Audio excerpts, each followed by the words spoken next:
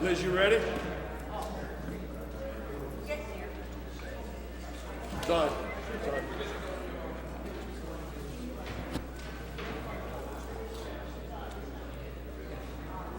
Yes.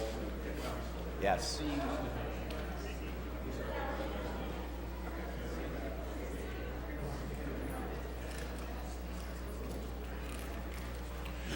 Good evening, everyone. Would you please join us in a salute to the flag? Pledge allegiance to the flag of the United States of America and to the republic for which it stands, one nation, under God, indivisible, with liberty and justice for all.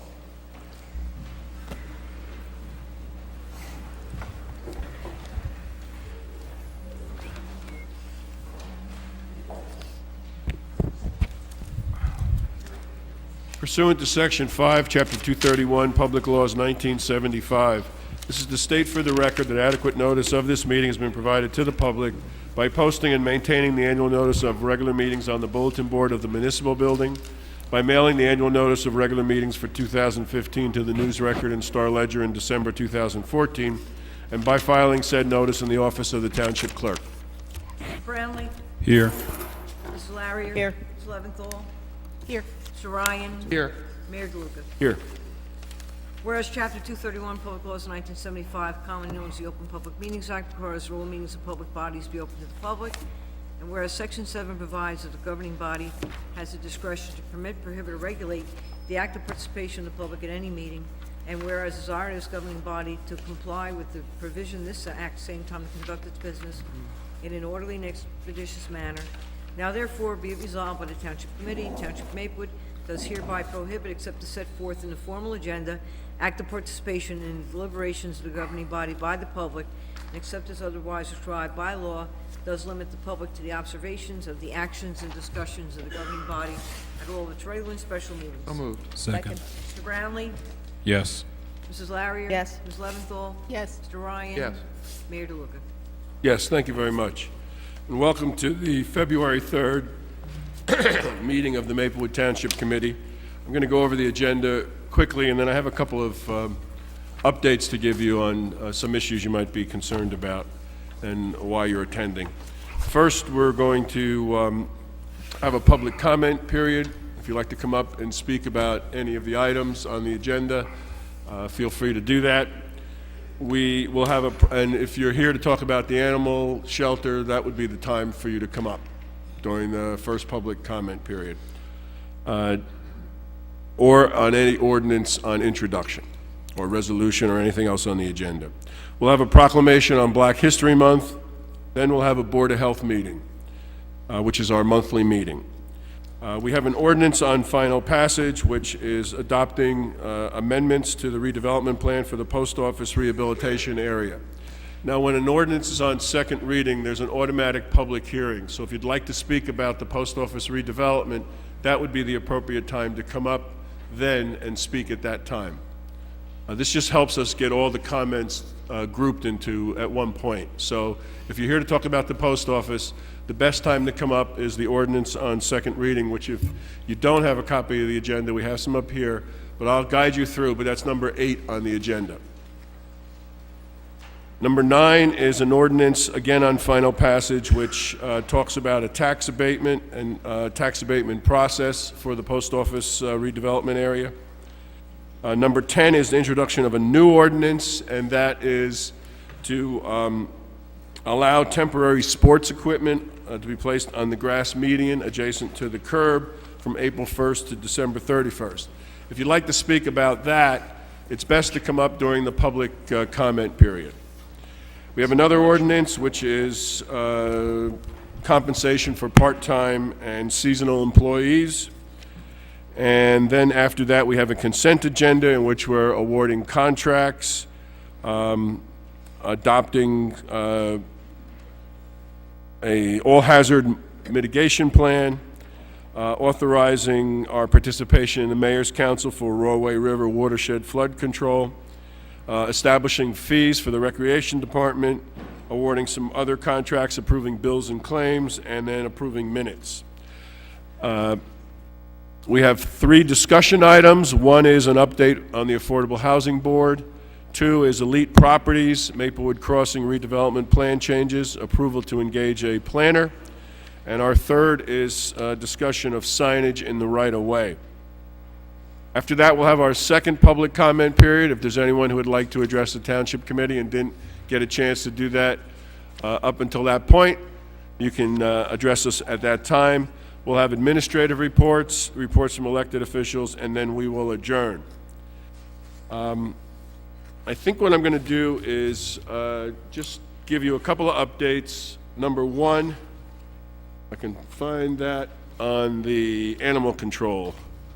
I know some of you are here to talk about the animal control, and I had it right here. Nope, that's not it. Okay, so this is where we are. We have been talking with South Orange, and where we are is that South Orange and Maplewood is talking about a shared service. And the way this would work is that South Orange would be the lead agency. When 2 towns share a service, one is the lead agency and the other signs up with them. So we're talking with South Orange for animal control services. We've had a couple of meetings. South Orange is in the process now of developing a request for proposals. That request will be sent to private vendors, and the idea is that that private vendor would utilize the former Jersey Animal Coalition building in South Orange, and that would they would be able to store the animals there whatever period of time would be necessary. Maplewood would contract with South Orange to provide animal control services and utilize the facility that is in South Orange that was formerly with the Jersey Animal Coalition. We expect that RFP to go out within the next couple months. There's a process that they will do for review. We will be working with them, talking with them, and the idea is that once this all falls in place, and there's a lot of balls in the air and parts moving here, that we will evaluate the services they're able to provide to us, and we will make a decision as to whether or not to move with South Orange. It is the interest of the Township Committee to have a shared service with South Orange, but it has to work operationally, and it has to work financially. So that's where we are. It's actually the quickest way that we can move to an alternative to what we have right now. So that's what we're doing. Certainly, if anyone wants to come up and speak about that, I would ask you to come up during the public comment session. But we are in a discussion with South Orange and looking to make that change and have a shared service with them. Now, I want to do a quick update on the post office redevelopment plan. And you'll hear more about that later, and actually the developer's going to be here with the architect to brief us and brief everyone as some of the changes. We have heard people come here, and I think they've made some good points. We met with the Maplewood Village Alliance Design Review Committee, and they've made some good points about the massing and the scale of the building.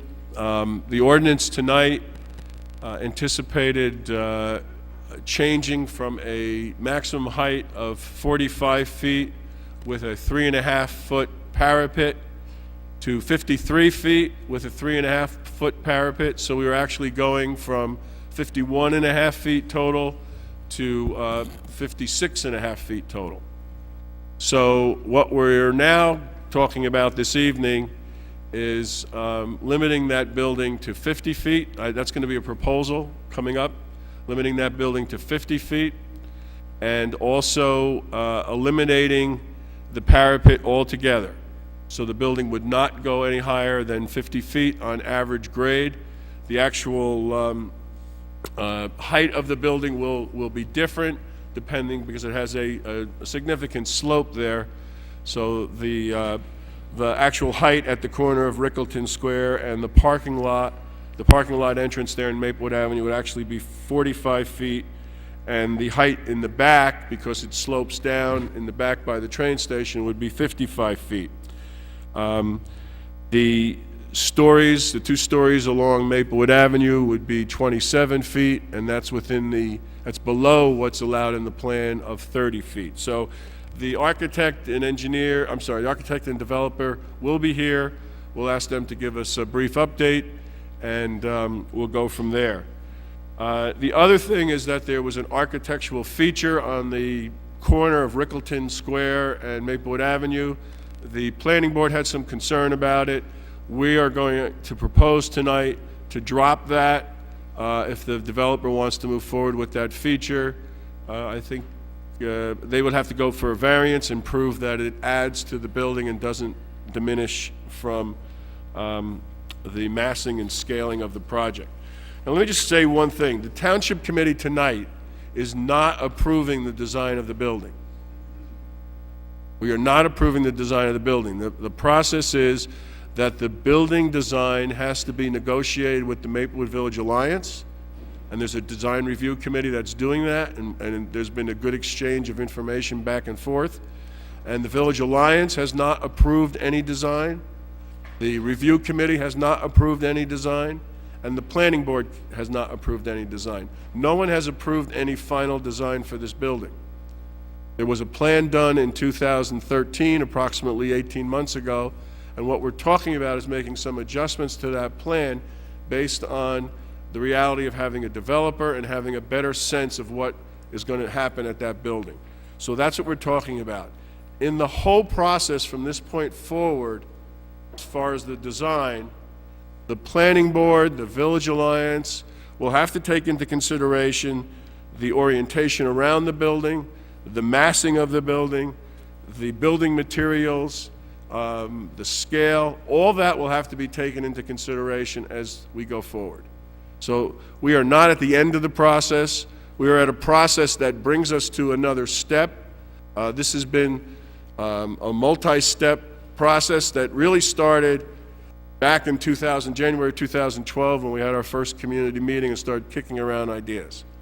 So again, I want to make sure that everyone understands that there's not a final vote tonight, and in fact, there will not be a final vote, because if we make amendments, then we will have a vote in the future. And my sense is that we will make some amendments to the plan tonight. So that's where we are. Again, if you would like to say something about anything that I just mentioned about the post office, the appropriate time would be to come up when we have the public hearing on that ordinance. And I will keep reminding you about that so that you're clear about when you might want to come up. So with that, let's move to have public comment. If there's anyone who would like to address the Township Committee, we ask you to come up here to the microphone, give us your name and your address. This is being taped, so we ask you to speak directly into the microphone, and you can share your comments with us. Again, if you'd like to speak about the animal hospital, if you'd like to speak about the basketball courts, if you'd like to speak about anything else other than the post office, this would be the ideal time to do that. You don't have to raise your hand. You can just come up and either stand in line or sitting up here in the first, or when you see an open mic, just walk up. Hi, my name is Gideon Roman. I'm with 32 Headley Place in Maplewood. Been a resident for a long time. The reason I'm here for now is about the trees. So there have been a lot of damages and a lot of tree loss in the last couple of years. I noticed that Essex County, right along the reservation, has planted, from what I understand, 2,300 trees. And I've seen less and less trees as time went on. I have a block that I lived on. They used to have big trees, the entire block, and Headley Place, which is not a long place, and it only has one. So I was just wondering when we can address that, being Maplewood, that we are tree lovers and so forth, take care of that issue. Mr. Manning, could you talk about our process of what we do with the trees? How do trees get replaced? Yes, we go out to and purchase, put an amount in the budget. We go out and purchase under a cooperative or state contract. The problem was last year, we were not able to get them for whatever reason it was. It never came through. So we'll be planting last fall's trees in the spring and probably our spring trees in the fall. So we'll be doubling up on our efforts, and I've noted Headley Place as an area that they should look at replacing trees. Do you have a sense of the number? Are we talking, because usually we do a couple hundred a year? Is that right or not? Yes, no, that is correct. So we should be doing close to 400 this year? Hopefully. Hopefully. You know, I can get you a more exact number, but again, it's when you go to the nursery and you pick them out, what the price is, different trees, different money, but hopefully I remember last year, Mr. Roman, we had a contract with someone and they couldn't deliver the trees on time. So it got too late in the year to plant, so we're getting the trees in the spring and doing the planting, and we're getting the trees in the fall. So we're doing last year's trees and this year's trees this year. So there should be a sizable number of trees planted. The trees on South Orange Avenue that you mentioned, that's part of a county road improvement program, and we've been told by the county that there's going to be a replanting of the trees. Clearly, they won't be what was taken down as far as the height, but there will be an effort to re-tree that area.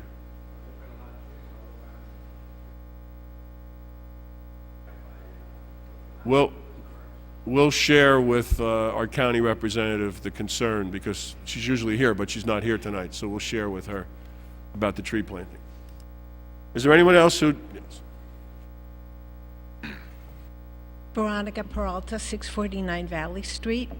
I think it's great news that we are working so hard to get an agreement with South Orange for shared services. And I wanted to suggest that you consider possibly setting up a committee to review the proposals that you get so that you can get community input into the process as it goes along. Thank you. Thank you.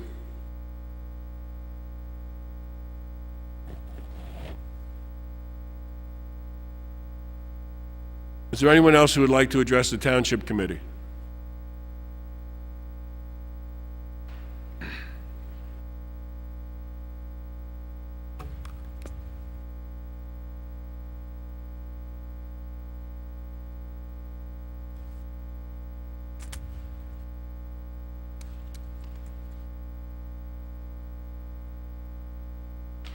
Hi, how are you? Nice Okay. to see you. I'm Linda Eckhart. I live at 106 Lexington Avenue. And when we last met, I came January the 6th. It was the first time I'd ever been to a township meeting.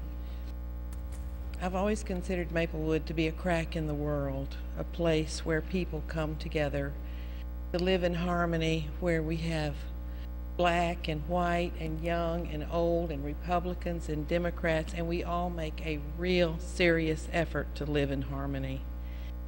And I was concerned about the animal control issue last month. So because I'm a writer, that's what I do for a living, I set out to inform myself as best I could about these issues. So in the month succeeding the meeting, I've interviewed many people, as many people as I could find. I talked to both veterinarians who work with Maplewood. I talked with volunteers who worked at JAC, as well as volunteers who had worked with Newark. I talked with just ordinary citizens who have had issues, and I learned several things. One, I want to compliment you. You have a hard job, you know? Things that appear real simple on the surface, when you dig down into them, they're really complicated. And you have a very complicated job, and you, ma'am, have a really complicated job to try to sort this out. It's not easy. That I can see. But like I say, I just think Maplewood is a special place, and I believe transparency is a big part of why it works here. The people who go to the schools here, we all really try to get along. And when I discovered what I discovered in the past month, I couldn't believe it. It was like every rock I turned over asking a simple question: wiggly, squirrely, nasty little things crawled out and went into the bushes, and I didn't like it. So, one of the things I learned in interviewing a number of different people is that there are rifts and issues going on within the town hall. I was very disappointed to hear this because, I mean, in my experience, I had a fire at my house 10 or 11 years ago. I've had, just 2 or 3 days ago, the police came because the kids who were sweeping my snow had sent it out in the street, and my neighbors were complaining, as they should. But anyway, mostly my experiences with Maplewood have been stupendous, really, really positive. But what I learned was that, for example, Bob Rowe and Joe Manning have a history of speaking in extremely disrespectful tones to Debbie Hadou. This is unacceptable. It's unacceptable in any office setting or in a place like Maplewood. We are better than that, people. We are just really better than that. That's just not acceptable. So I would say, again, I have more questions than I have answers. Who's running this outfit? Who's in charge here? Mayor DeLuca is my neighbor. He lives just down the street from me. He's a wonderful man. He's totally dedicated to what he's doing. But, Vic, you need to get a hold of this bunch down here because they're behaving really, really badly. The way they have, I understand that things happen within office things, but, Debbie was born deaf. She suffered from deafness her entire life. And for people to pick on her and call her out and tease her, no. That is not acceptable in Maplewood, New Jersey. Maybe it happens other places, but we can't have that kind of stuff here. So, this is not the Maplewood I know. And it's not the Maplewood you know. And it's not the Maplewood we want. I want to really, really appeal to your higher nature here to see if we can't get a resolution to these problems. My main concern is that I want us to get out of this loathsome contract with Newark. I called, our senator is Cory Booker, who was the mayor of Newark before he was the senator, has made it a part of his platform. He is extremely serious about this. He does not want cruelty to animals. Do you know what he called the Newark Pound?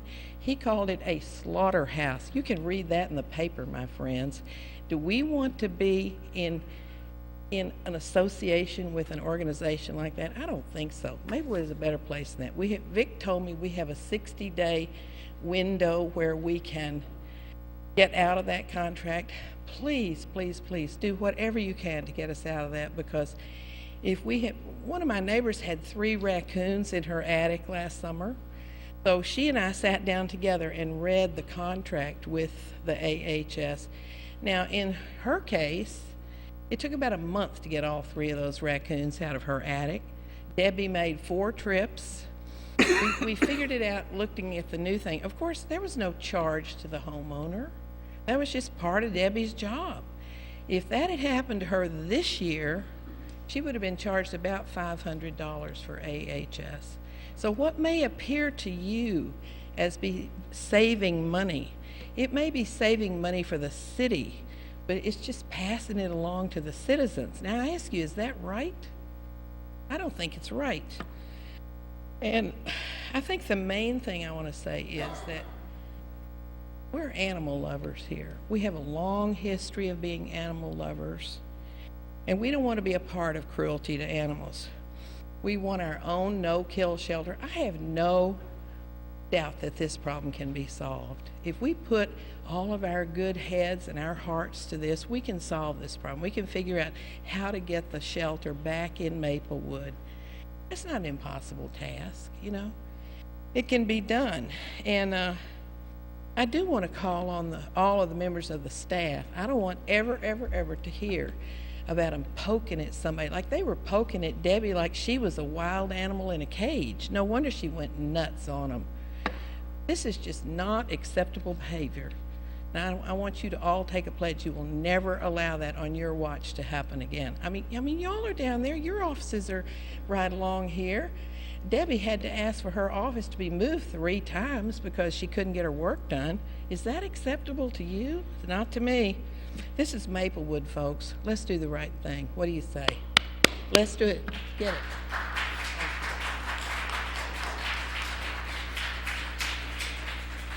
Is there anyone else who would like to address the Township Committee at this time?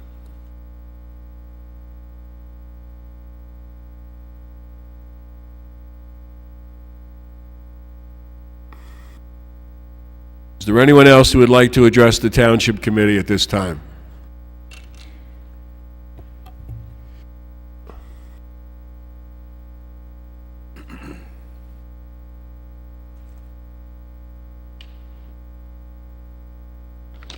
Hi, I'm Debbie Haydu, 54 Rucker Street. I got a question for the township attorney. The other day I came into the office looking for a claim of notice form.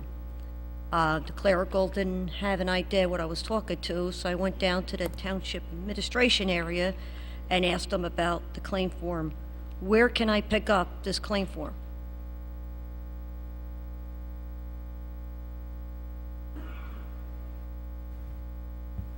You're talking about a tort claim notice? Are you talking about? A little louder, I'm hard of hearing. I'm sorry, are you talking about a tort claim notice? A claim of notice. I don't, what I'm familiar with is a tort claim notice. Is that what you're talking about? Yes. Well, first off, it's in the statute. I'm not sure that we have a specific form, but if you contact my office, I'll get you the information. Okay? Not a problem. All right.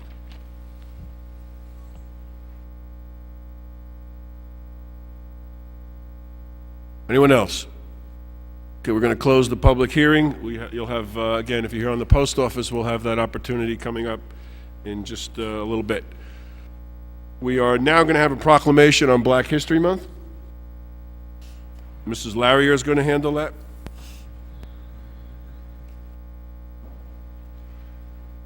Who's receiving it? She's just going to read it. Okay.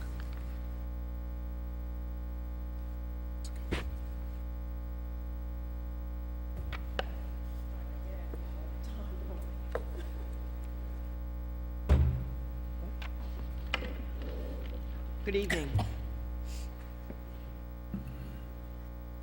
This is our proclamation for Black History Month, February. Whereas nationally, February has been designated as the month to highlight contributions of African Americans, and whereas there have been millions of African Americans who worked, fought, and sacrificed to create a better America, and whereas African Americans for centuries have made significant contributions in fields such as business, education, politics, athletics, science, nutrition, medicine, and the arts, and whereas African American leaders have played a significant role in altering the course of history through marching, testifying, and teaching, and whereas among the roster of world-class achievers are those who have served as human rights pioneers such as Dr. Martin Luther King Jr. and Frederick Douglass, a former slave and abolitionist, educators, Mary McLeod Bethune and Booker T. Washington, businesswomen, Sarah Madam C.J. Walker, inspiring artists such as Duke Ellington, Billie Holiday, and Paul Robeson, literary scholars Langston Hughes and James Baldwin, a hero in the field of law and jurisprudence, Thurgood Marshall, as well as the first African American honored on a U.S. postal stamp, Harriet Tubman, a leader in the Underground Railroad. And whereas it is important to the survival of this country that we recognize and celebrate the achievements of all those who have improved and enriched our lives, and whereas February is designated as Black History Month in the Township of Maplewood and throughout the country, now therefore be it resolved that Mayor Vic DeLuca of the Township of Maplewood, on behalf of the Township Committee, does hereby proclaim the month of February 2015 as Black History Month in the Township of Maplewood, and in so doing, recognize the contributions of African Americans, and that as we as a society pause and reflect upon the value of these contributions to us all. Thank you.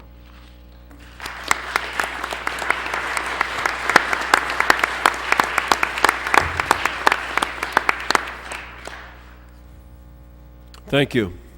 And once you get back to your seat, we will start the Board of Health meeting for this month.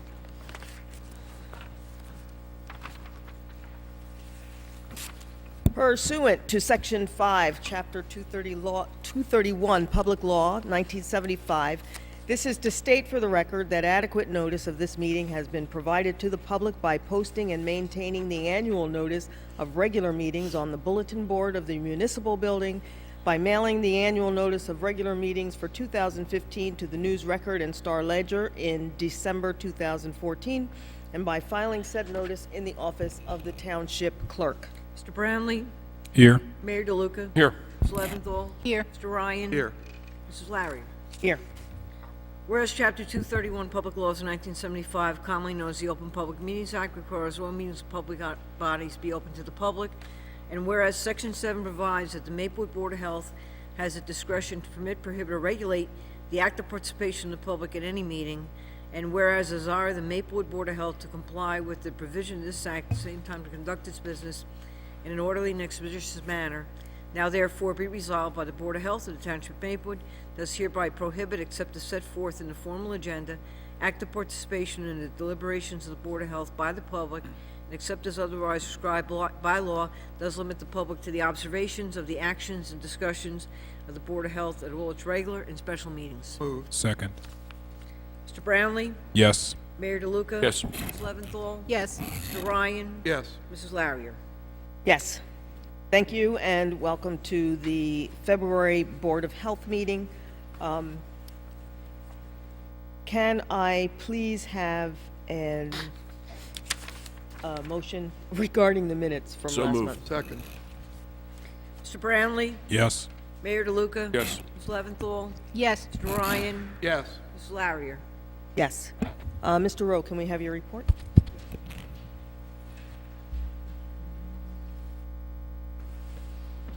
Just like to make note of some of the activities and upcoming programs that we have.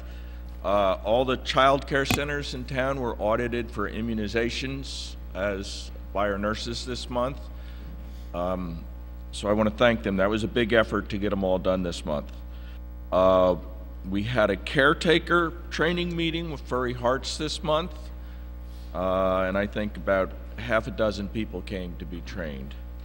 I want to highlight that later this month, on Thursday, February 26th, we'll be showing a movie. It's the first time it's shown in New Jersey, called, it's concerning human papillomavirus, which causes cancer. And it's called Someone You Love, Love the HPV Epidemic. And so we're going to make special efforts to educate parents on the need to have their children vaccinated. It's not just for women, it's for men. And there is a vaccine against it. It's for young adolescents, pre-adolescent children. HPV is one of the top STD diseases in the United States. It's caused millions of cancer deaths over the years, and we have a vaccine for it now. So I hope anybody listening, if you're in doubt about whether to give your child this vaccine or not, I hope they come to the movie. We're also going to have an expert oncologist physician to speak and answer any questions. So I'm really excited that our nurses have arranged for this. And we're going to do town-wide, and we're also sponsoring it with some other nearby towns. I'm just thinking, if there was a vaccine against cancer, wouldn't you take it? So that's my take on the whole thing. On February 18th, our favorite doctor, Pam Grover, will be here at the town hall to talk about the benefits of vitamin D. It's during the workday, it's for town employees, but anyone from the public who has an interest in that topic is more than welcome to come and listen to the presentation by Dr. Pam Grover. Finally, I did, with lots of effort, complete the Municipal Alliance grant and submitted it on time. So I'm hoping for good news on that. That's my report. Any questions for Mr. Rowe? Mr. Brownlee? One of the things I'm noting in your narrative, you spoke about the visit that you did to the unannounced visit that you did to the Associated Humane Society's facility. Could you speak on that? Yes, earlier this month, myself and our nurse supervisor went to the Associated Humane Society, did an unannounced visit. We went through all the rooms in the Associated Humane Society building. Our impression was that it wasn't nearly as bad as people are making it out to be. I'll have to tell you, it was cleaner than the JAC shelter. And they have promised that they will work with all groups to adopt out animals, and I think anyone who's interested in having animals adopted out should take them up on that offer. I know that some people already have. I think even we've heard some testimony on that. So I think it behoves people who are complaining so much to go down there, and if you want to rescue dogs and cats, take them up on their offer, and just don't badmouth people. Thank you. I'm sorry if I got passionate. Thank you. Thank you. Are there any more questions? All right, try to understand, I don't believe anyone is attacking any of us individually. I have been. All right, well, we'll discuss that offline. Okay, I'm sorry, but Thank you. that's the way I feel. Any other questions for Mr. Rowe? Thank you, Mr. Rowe. Okay, thank you. At this point, we will have our public comment segment for the Board of Health. Is there anyone who would like to address the Board of Health? Seeing no one, I will entertain a movement to adjourn. So moved. Mr. Brownlee? Yes. Mayor DeLuca? Yes. Mrs. Leventhal? Yes. Mr. Ryan? Yes. Mrs. Larrier? Yes. Thank you. Okay, we're back on the regular agenda. We're on item number 8, which is an ordinance on final passage. And the way we do this is we need to have someone make a motion, someone to second it, then I read the statement, invite people up for a hearing. Before we do that, though, what I would like to do is to have the developer and his architect come up, give a presentation as to what the changes are, what the changes have been made and what the current status of the plan is right now. Again, this is not a final decision.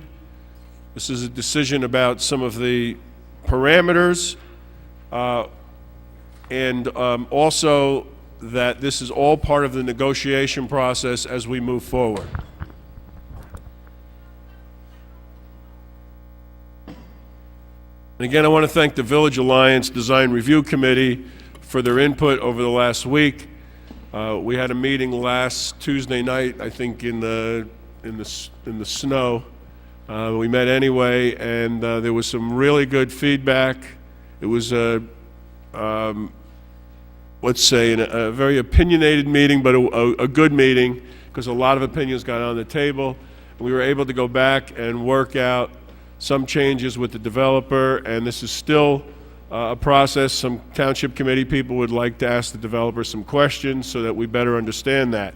We're doing this as a little bit of a hybrid that we normally do here, but it was suggested to us that we have the developer come here and make a case for why this ordinance should, or some form of an ordinance should go forward. So Mr. Forgione, why don't you introduce yourself, and then you can introduce your experts here.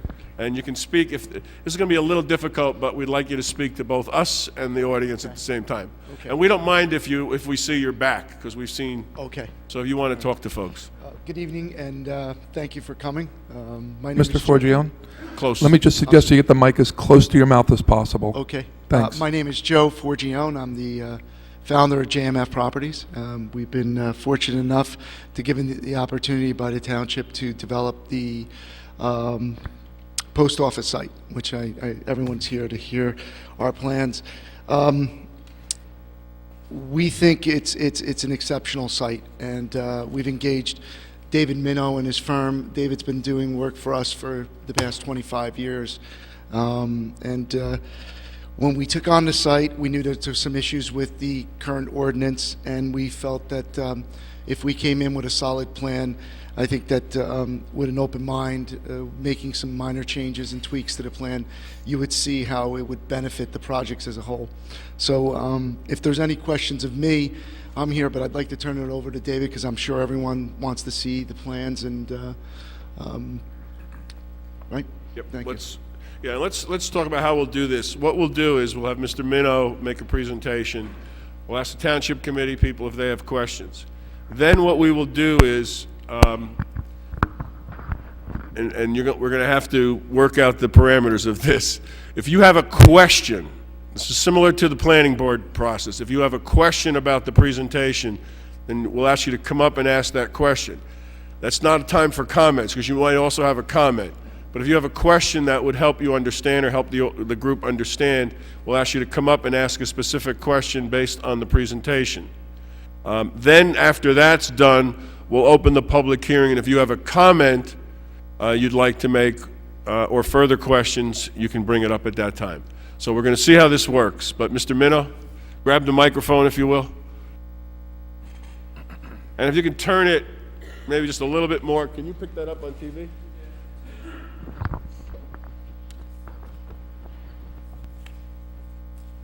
Good evening. I'm David Minnow with Minnow and Wasco Architects and Planners from Lambertville, New Jersey. We have been working on this project for a period of time, and we've gotten great input from the community through the Village Alliance. We've had several meetings on this, and there are several concerns, but I think we've come up with some compromise solutions that really create a wonderful project for the downtown. Very briefly, and I'm not going to spend a lot of time on this, but I am going to spend some time on talking about the building height in a few minutes. But just to bring everybody up to speed, this is a rendering showing Maplewood Avenue looking west. You see the Village Coffee Building in the distance here. Rickleton Square is on our left. And our proposed building is 1 story of retail along Maplewood Avenue and Rickleton Square, and 3 stories of residential.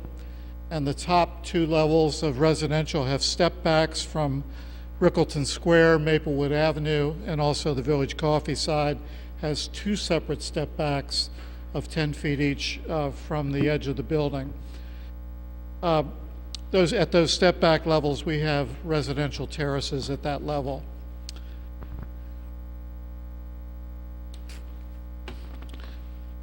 Again, briefly, this is a site plan showing Maplewood Avenue, the train tracks, Rickleton Square, Village Coffee, the bank, the theater building. So this puts you in context with where the project is. Currently, the post office runs all the way to the rear of the property. We have a new lane of parking along the back of the property, so our retail space fronts Maplewood Avenue, and the residential entry to the building fronts Rickleton Square. What I want to do, though, now is really spend some time on the question at hand, and we'll be back several times before the Village Alliance and the Planning Board before this is all done. But the question tonight is really, what is the height of the building?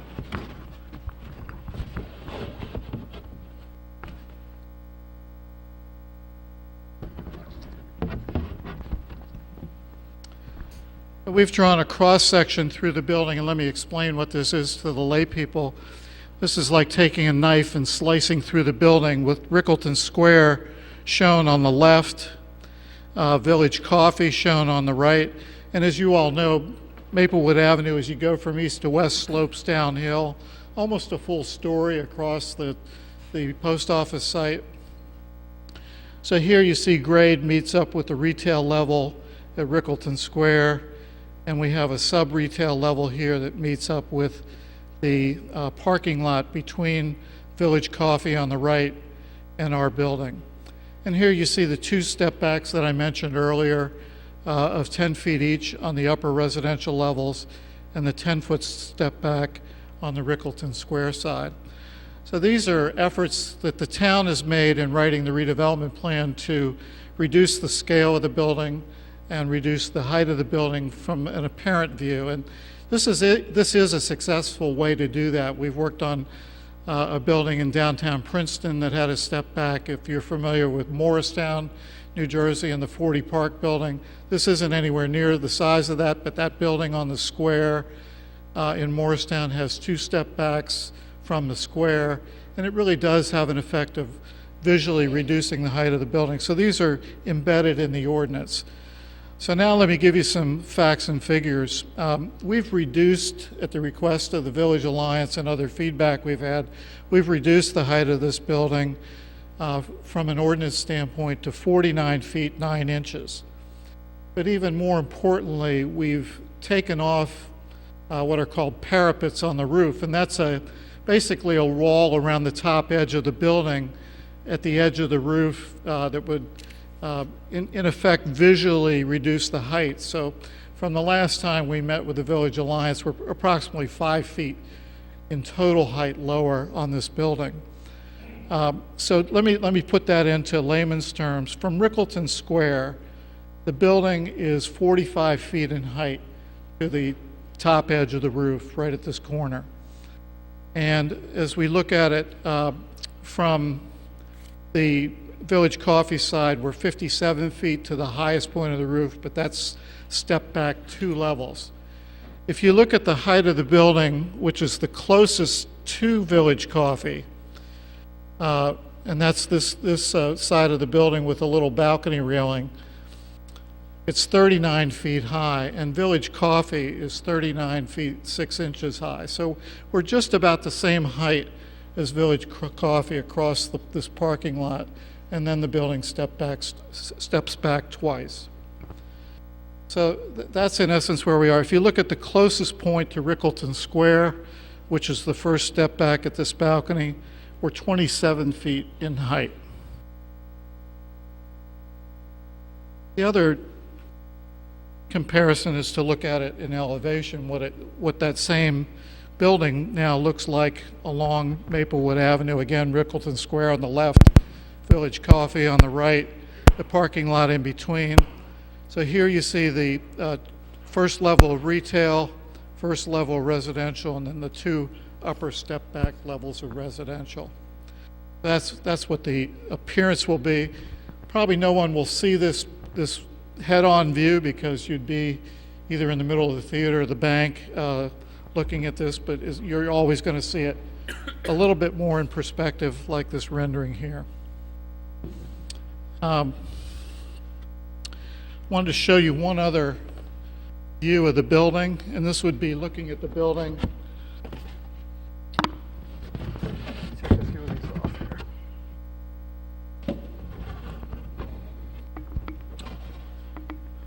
This would be looking at the building from Rickleton Square. So you'd be standing in Rickleton Square, looking at the end elevation of the building. The train tracks would be to your left. This is Maplewood Ave. This is the first part of the theater, which is 32 feet 2 inches along this side. We're 27 feet directly across from the first part of the theater. But then when you go back where the proscenium stage part of the theater is, the building is 58 feet 3 inches tall, the existing theater building. So along the street, we're actually a little bit lower than the theater building across the street on the first part of the building. And then as you see it here, we're the 45 feet after the step back.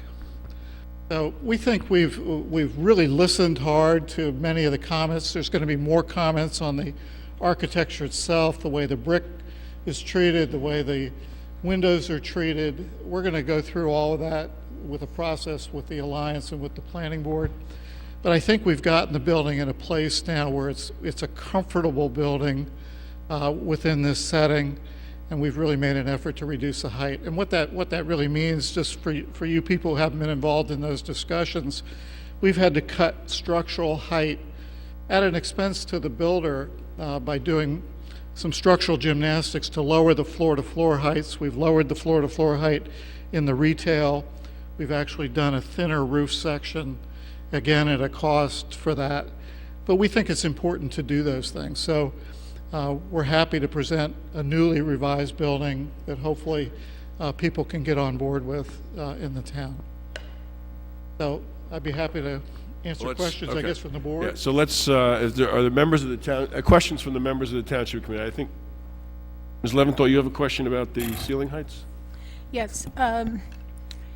The rendering I have has 9-foot ceilings on the residential floors. That's correct. For those concerned about the overall height of the building, is there any way to do that at 8.5 feet? There would be, but I think in the marketplace, in terms of residential, either condominium or rental units, I haven't done anything less than 9 feet in the last 10 to 15 years in this general marketplace. So I think you begin to put what I would call an inferior residential product on the market in a great town like Maplewood. It doesn't make a lot of sense for that extra 6 inches of height. Well, it would be 1.5 feet. It would come to 1.5 feet. It would come to 1.5 feet of height, yeah, for the 3 residential levels. That's right. Any other questions from the Township Committee? Okay. Go ahead. This isn't related to the height. This is about LEED certification. Yes. I know that it's in the plan. We're not touching that. It hasn't been proposed from either party. But are there comparable LEED standards with a different building association that might make it easier for you? That are comparable to LEED but may not cost $200,000 to apply? Yeah, I think what the councilwoman is referring to, LEED is a program of certifying a building to be green, and it is a part of the redevelopment ordinance that we have to meet. We have to produce a green building as part of our construction drawings and construction process. And I think her question is, are there other certifications that are less costly? And for the developer, the cost of LEED certification really comes in all the paperwork and documentation that the professionals and contractor need to do, because you track every material in the building, you track your waste, you track all those things, which is all good, but it's a very costly process to seek that certification. So to answer your question, there are a couple of other certifications. The one I'm most familiar with is called NAHB Green. It's the National Association of Home Builders Green certification. It's similar, not exactly the same as LEED, but it is a well thought of, well recognized green certification. So we could look at that. That would be less costly for the developer in terms of the paperwork. So I just want to be clear about the height. Currently, the plan allows for 45 feet plus 3.5 feet for a parapet. That's correct. Okay, so that's a total of 48.6 feet. That's correct. The proposal that we put forth for consideration was 53 feet plus 3 feet 6 inches for a parapet, which was 56.6 feet. Correct. So that was an increase of 8 feet. That's correct. Okay. So now we're talking about what's in the existing plan, 45 plus 3.6, which is 48.6 feet. And we're talking now 50 feet and no parapet. That's it, 50 feet. 50 feet, no parapet. So there's an increase of 1 foot 6 inches from the existing plan. Is that correct? That's correct.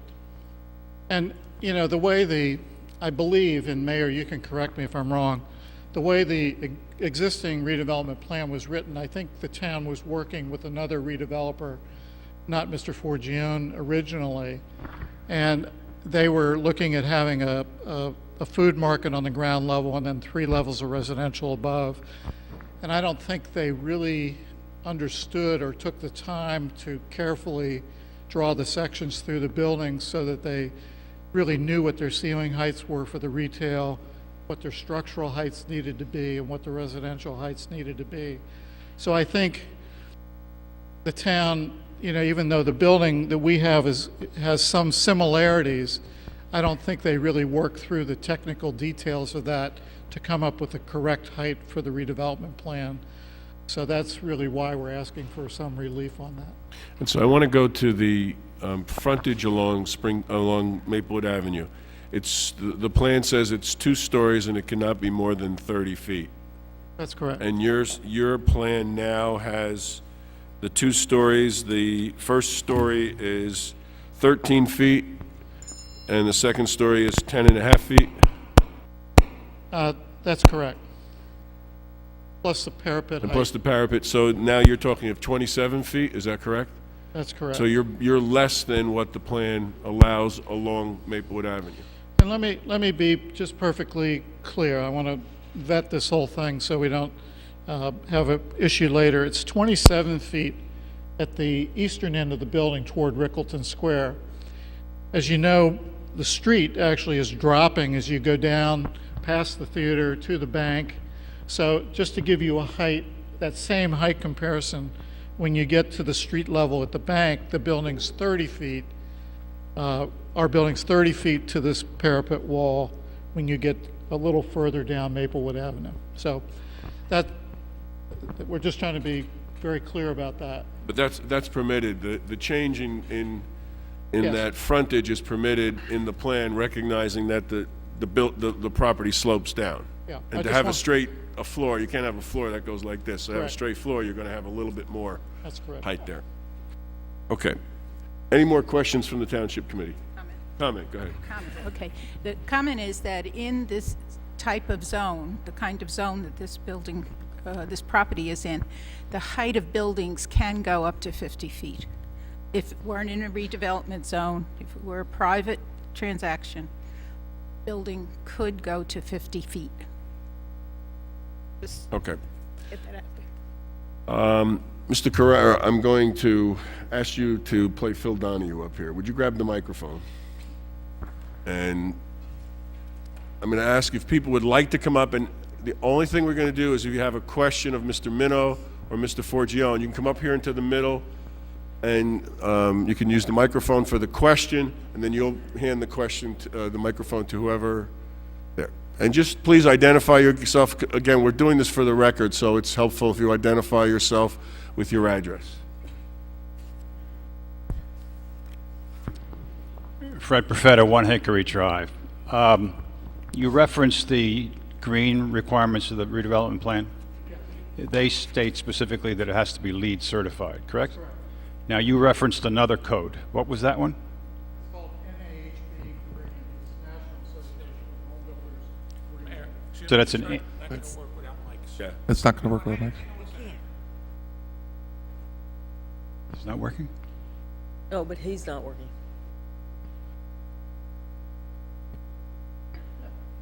That work? Hello? Okay. I think your question was, what other green standard did I reference? It's NAHB Green. That's a builders association's code, It correct? is. There are a couple of others that I'm not particularly familiar with. We could research. We're not trying to get out of doing a green building. That's not our, that's But not. would you agree that LEED certification is the gold standard of environmental sustainability? It's the most widely known and most widely accepted standard. Do you have any specific plans in order to meet LEED certification? If the Township Committee sticks to that requirement, do you have specific plans for the roof of this building in that regard? No, not yet. LEED is a very complicated process. It's a scoring process where you look at all different aspects of the building, the surroundings, and to get certification, you need to qualify at a certain number of points. My client hasn't authorized me to do construction drawings, look at in detail at the mechanical systems. That really comes later in the process. All we're agreeing to is to provide a green building at this point. But we will provide that detail. Have you specifically considered one way or the other, solar energy on the roof or a green roof? To be honest with you, we haven't considered either option. We're simply trying to get through. We don't know whether we have a project at this point because of this issue we're discussing tonight. So, thank you.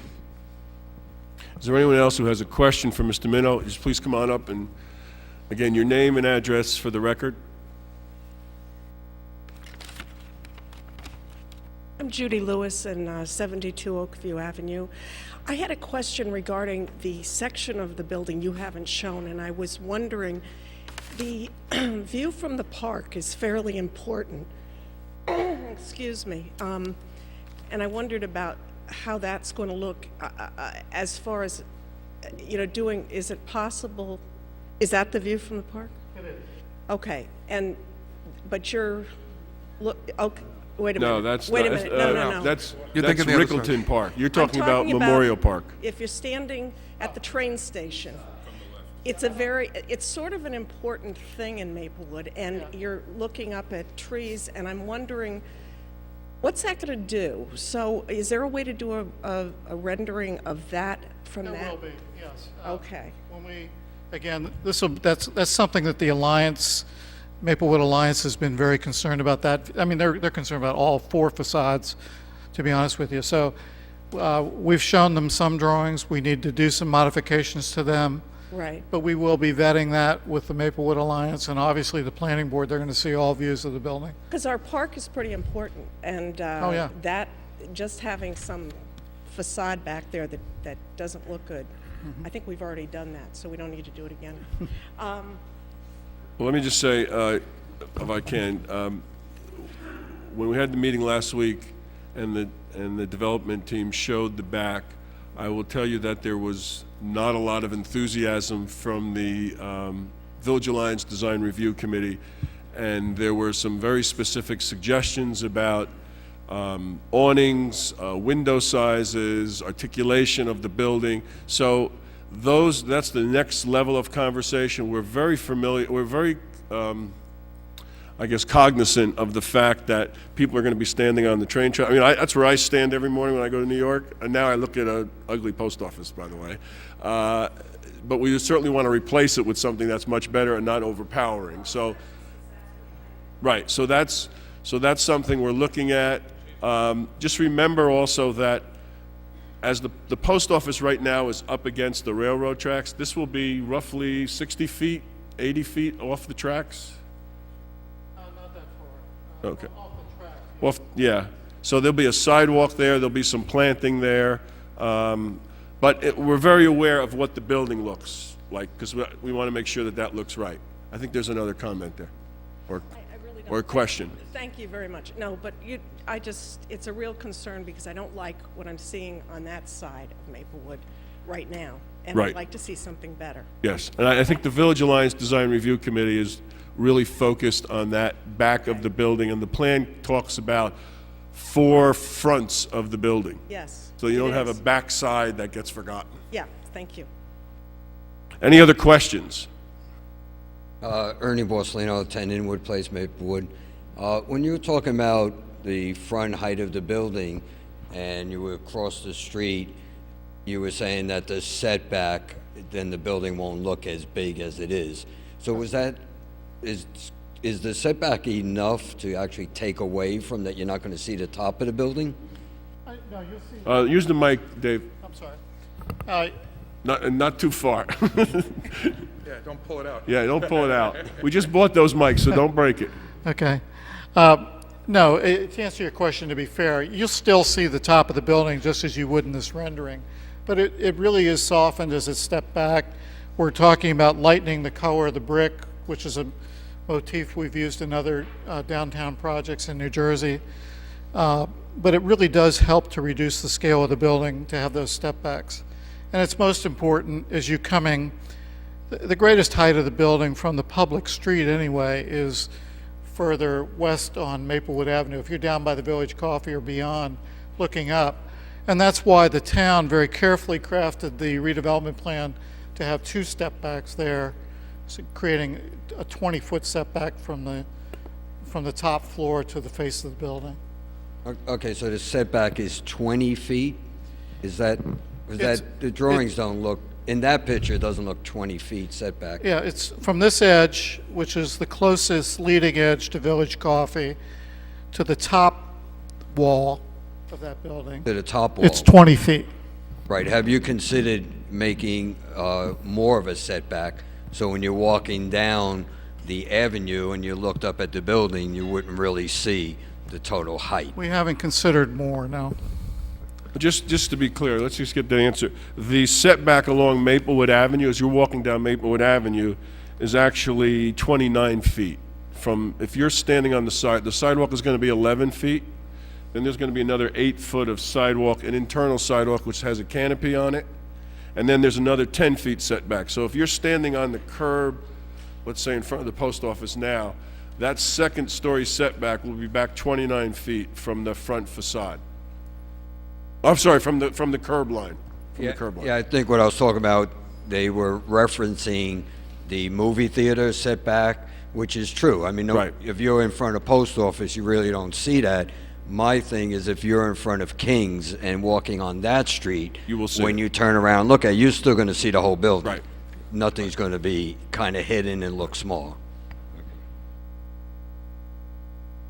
Again, we're asking for questions. How are you? Hi. Marvin Clausen, 421 Elmwood. Mr. Clausen, could Marvin, you just you hold can- a little closer? There you go. Okay. Did you ever study a scheme that would comply with the 45 feet at a 3-story building instead of a 4-story building? No, the project for my client, and he could speak to that better than I could, really isn't feasible without the top level. There's so many improvements that relate to this site in terms of the site improvements around the site, retaining wall at the railroad tracks, all the improvements to build this building. If you reduce the density by a floor, it really becomes financially difficult for him. Wouldn't you gain extra height in the retail and extra height in each of the residential floors if you went to 3 floors? You could, yeah. Which would make it a premium product. I don't think you'd make up for the loss of rental income from the dwelling units. But I could let Mr. Forgione speak to that. That's not my How many bailiwick. units would it be net loss per floor? Well, the top floor, I believe, is 6 dwelling units, but there are more on the lower levels because the lower levels are a little bit wider. But I'm just saying, if you took the top floor off, you'd only lose 6 units. You'd lose 6 dwelling units. And what's the average size of those units? I'm guessing that they're about 1,300 feet on So average. it's a 1-bedroom? 1 and 2 bedroom. Thank you. Questions? Jane Conrad, 35 Roosevelt Road. My questions have to do with what is the number of entrances to this building? And the reason I'm asking is that characteristic of Maplewood Village is that every 15 or 20 feet, you have a retail establishment. And from the point of view of pedestrians, shoppers, which really that's how most of us are going to experience this building, is as pedestrians. I think it's an issue. Sure. You know, how far do we have to walk before we can go in and buy something or do something? That's a great question. We have on the frontage along Maplewood Avenue, right at the corner at Rickleton Square, we have a corner entrance here. Then we have 3 additional retail entrances on this upper level. And then because the grade drops along Maplewood Avenue, we actually have a shop on the lower level under this portion of the building. So there's another entry there. So there's really 5 entry points for retail just along the Maplewood frontage, and then we have a residential entry on the Rickleton Square side as well. What about on the side that faces Village Coffee on the south side? Yeah, there is another entry down here at the lower level to this very same retail shop that runs from Maplewood Avenue to the parking lot in the rear. There's another entrance on the side facing Village Coffee. But just one on, so you're envisioning it as just one retail establishment at that end, at the south end. Is that right? That's correct, because, yes, and it's a long, narrow shop along the edge of that. And that's really there because of the way the grade works on the property. I see. Okay. And the entrances along Maplewood Avenue, they're not at grade, right, because of the slope? How? Well, let me try to explain that to you. Maybe you can see, maybe you can't, but there's a darker portion of the sidewalk and a lighter portion. The lighter portion of the sidewalk, which is 11 feet wide, follows the current curb line. So that's the slope of Maplewood Avenue from east to west. There's a raised sidewalk here, which has its access point here, and that holds the same level. All these stores here, these 4 stores, are at the same level as the corner. And at the end of that sidewalk, we have a stairway that comes down and meets the other sidewalk. So we have a raised sidewalk and then a lower sidewalk. Let me see if I can show that to you in elevation. So this is looking at the project from Maplewood Avenue. So this is grade at Rickleton. The shops enter along that same height, and then a stairway drops down to meet the sidewalk along Maple Avenue. I see. Okay. Yeah, Thanks. good question. Thank you. Other questions? Hi, I'm Adriana Donat from 19 Highland Place, and I had a couple of quick questions, I hope. The first one is, will this impact the cut-through to the railway station at all?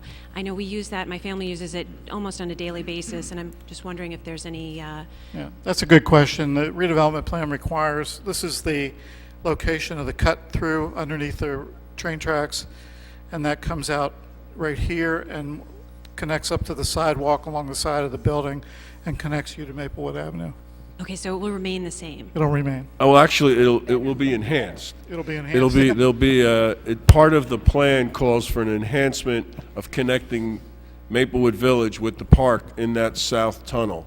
So there'll be some brick work done, some painting done, some landscaping at that entrance to the south tunnel. Okay, And, thank you. and one of the biggest features is, as you know now, the post office comes all the way back to the rear of the site. It'll be much more open feeling when you come out of that exit from the tunnel. Okay, and also in reference to the environs of the building, it's 25 units, 25 residential units, I think is it's that right? 23. 23? Mhm. So where are all these people going to park, and how does that impact our parking as it exists Okay. right now? Our parking is generally in 3 places. We have parking underneath the building, which enters from this rear new roadway. So it's parking you won't ever see. It's underneath the building. And that's exclusively for tenants of the building? That's exclusively for mhm, building mhm. residents, okay. There's also parking along these angled spaces, so this will be a one-way loop back up to Rickleton Square. So there's 12 angled parking spaces here, and then we have 3 or 4 perpendicular parking spaces next to the retail and the residential entry on that side. And we're keeping the existing and improving the existing 33 spaces that exist between Village Coffee and the post office now. So that same number of parking spaces will be there. That's public parking. Okay, very good. And then the last question was, is the idea with this building is it to fit in with the other buildings in town, or was it to go out on a new direction? I'm trying to figure out stylistically. It doesn't seem to fit in with the rest of the buildings in town. It's not meant to be directly historic. There haven't been many new buildings built in Maplewood Village that I'm aware of. And I've heard that from the Alliance too. There haven't been new buildings built in a long time. So what we're trying to do is have certain elements of good quality architecture, historic and otherwise, be implemented in this plan, but updated and refreshed and be a bit new for the plan. And could you tell us how so? Like how you tried to incorporate the stylistic elements?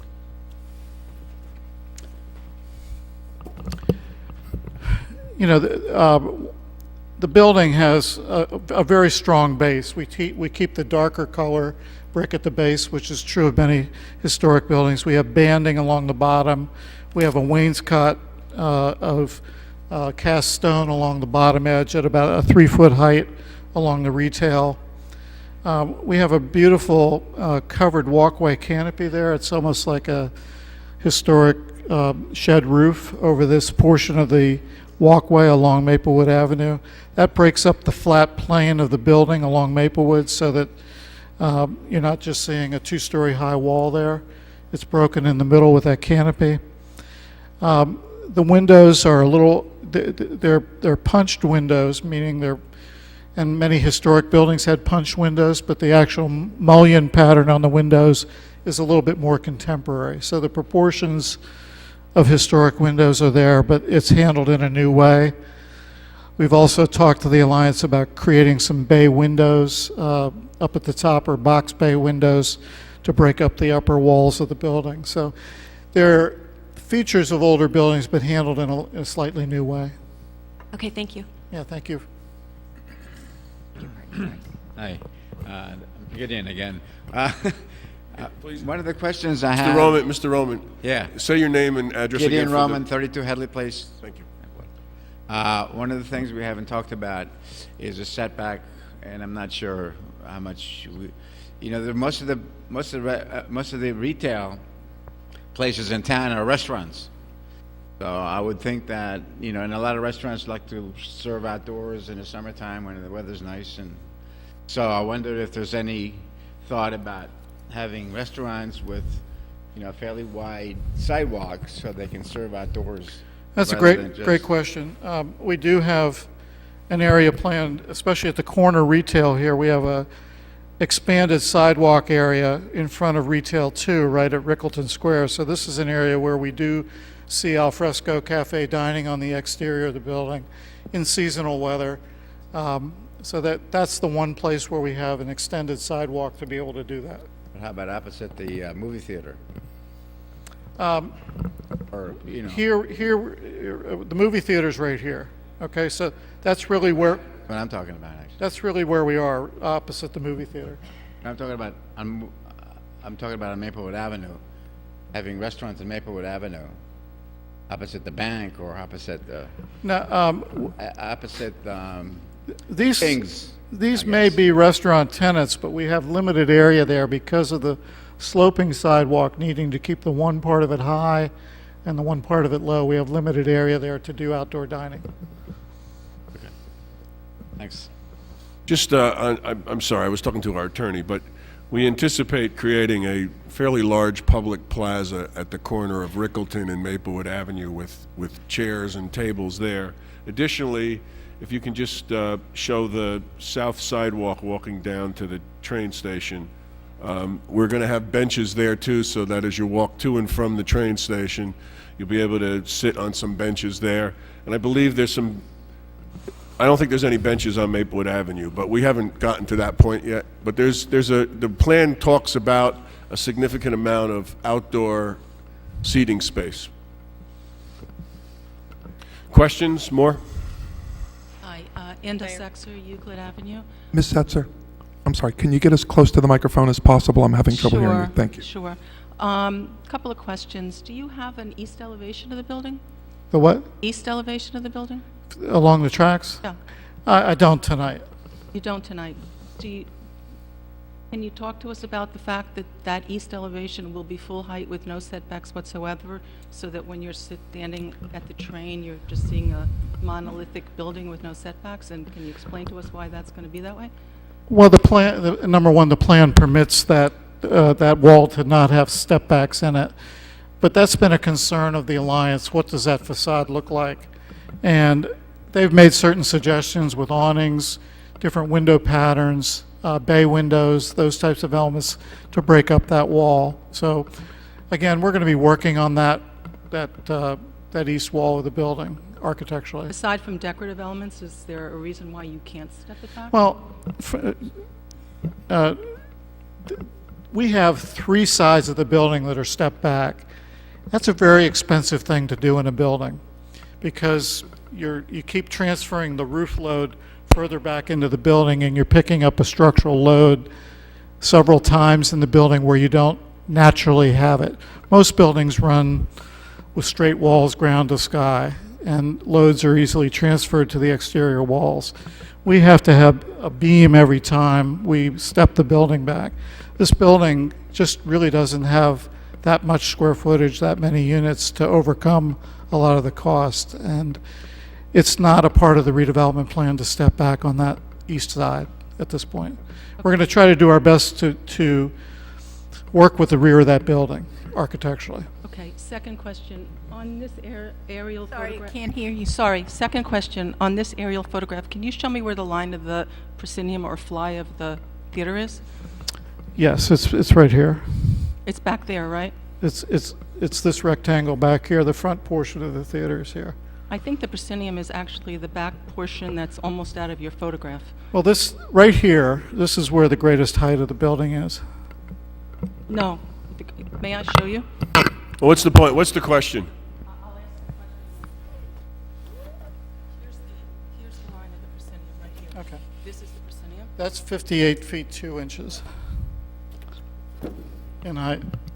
So if you could just put up your section showing the theater and the Maplewood Avenue and the Rickleton view of the building. Okay, you're showing the setback of the highest point of the theater at about the same as you're showing the height, which you said was about 30 feet, and it's really more like 120 feet back. Okay. And you're showing it as a comparison to show that your building is almost dwarfed by it, so that the size is acceptable. However, that fly in the back of the movie theater is set so far back that you can't see it from Maplewood Avenue, you cannot see it from Durand Road, you cannot see it from Woodland Road. You can only see it from Inwood Place from the parking lot of the bank, and you're already 100 feet away. Okay, we'll make that correction. It wasn't our intent to mislead. We got the... It's important for the public to understand the difference in terms of I accepting agree the height with of the you, building. but I do believe the more important height is for pedestrians on Maplewood Avenue to see the height of the frontage of the theater at 32 feet 2 inches and the height of our building closest to the street at 27 feet. So that's the important comparison. We'll correct this section. I didn't realize the proscenium was further back. Okay. We got that from survey data. The perceived height of the building standing on Maplewood Avenue will be the full height, just as when you're standing in front of the post office now and you look at the theater, you see the sky. When you stand on the other side and you look at your building, you're going to see the height of the building and not the sky. The setback won't make that much of a difference, in my opinion. Thank you so much. Thank you. Hi. Eileen Lynch, 8 Maplewood Avenue. You mentioned two buildings, one in Morristown and one in Princeton, that are similar to what you're proposing. I was just wondering, have you jointly done any other things around the area in any other towns that we could look at and see? Well, I was particularly mentioning buildings that had step backs in them. Right. The one that again in Princeton, if you want to go see that, is located at the intersection of Hullfish and Witherspoon Street. And the one in Morristown, I was not the architect of. I'm just fairly familiar with that because I did a building on the back side of the Maplewood Avenue or Maple Avenue side of that building, so I was aware of the planning process there. And the town was very concerned about building height on the town green. Many people didn't want to see 7 stories there, and I worked out that there were 2 separate step backs in that building, and it's built now. People seem relatively happy with that in the community. So, but I guess you've not done anything of the same scale in a town like Maplewood that... Not a mixed use building with 3 step back sides, no. No, okay, thank you. Okay, other questions? Victor Gallo, 121 Maplewood Avenue. 2 questions actually. From the village, the lot between the Village Coffee and the new building, the step back, I guess I would call it the south face of the building, the face that is going to face the side of Village Coffee. Is the step back there what is the step back there? Are there 2 step backs? Yes, there are 2 step backs that face the Village Coffee Building. So the step backs are carrying over from Maplewood Avenue into the Yeah, Village Coffee? there's on the Maplewood side, there's a single 10-foot setback here, and that continues around on both sides. That continues on Rickleton Square and along the parking lot between Village Coffee. Then there's a second step back of another 10 feet just on that Village Coffee side of the building. And where is the line with the current train station tunnel? The current, The tunnel that goes underneath the train tracks? where's it's just behind this back corner, but it's on the back side of the side. My second question is, I can barely see these drawings from here, and I was wondering if we could take 5 or 10 minutes for people to look at the drawings.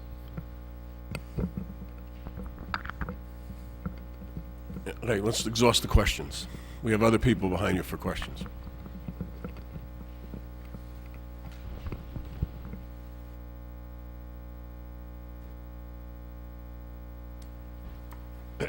Dave Helmkamp, Prospect Street.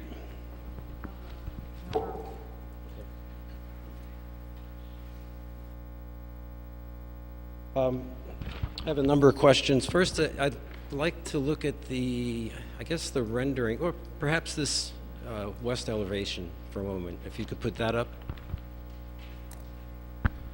If you could just walk us through the description of the roof line and the parapet, and help us understand how this somewhat modern, as I understand it, there will be no parapet. Is that right? There's no parapet on the upper roof. Right, okay. So talk us through what that looks like on all 4 sides and to what extent it's consistent with architecture in the village? Use the microphone, Mr. Minnow. Yeah, I can do that. I feel like these are I already gave someone else a description of why I thought this building, fit into Maplewood and had some historic references to it. But I think we're getting beyond the height issue. That's all. I'm a little bit repetitive. That's all. Yeah, right. It's I think not he's really answered. repetitive. I think I can narrow the question down a little bit. Yeah, please. Is the roof line of this building consistent architecturally with other buildings in the village?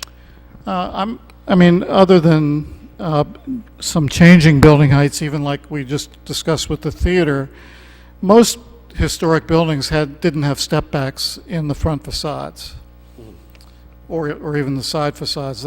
Many buildings didn't do that. Again, it was a way people built. They built practically. They built from the ground up. Walls were straight to the roof. So there aren't references to step-back buildings that I know of in the village. Okay, thank you. The second question also regarding parapets. When we talk about the level of the setbacks as seen from the street, Yes. does that include a knee wall or a banister or anything else that would be necessary on a terrace? Yes, all the heights, these, let me go to the section drawing that I had before, and it's probably because it's difficult for you to see.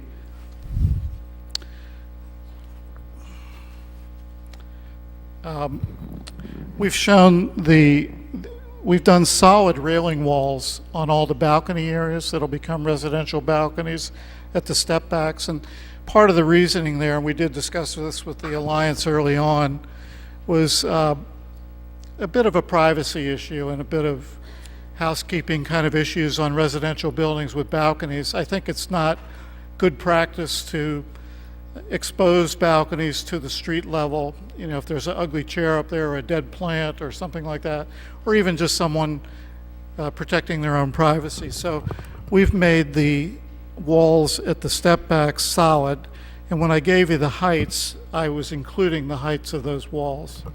When I was comparing the height of, let's say, the wall facing Village Coffee, I gave you the height of 39 feet, and that's to the top of that balcony railing. So if I understand you correctly, the drawing itself graphically doesn't show that. It does show that. Shows it right here. Is there a solid wall there? You have to come up and look at it. It's here. I get the close look. You guys have to just go in. Yes, yes. And the It is dimension there. line is taken to that height of that wall. Okay, and how high is that knee wall? Well, What is code? This is 42 inches. 42 inches. Yeah. Sure. It keeps moving around. All right. Thank you. Thank you. Let's see. Could you give us some sense of the pedestrian experience walking around this building in terms of active uses, in terms of what is at eye level as you walk the four sides of this building?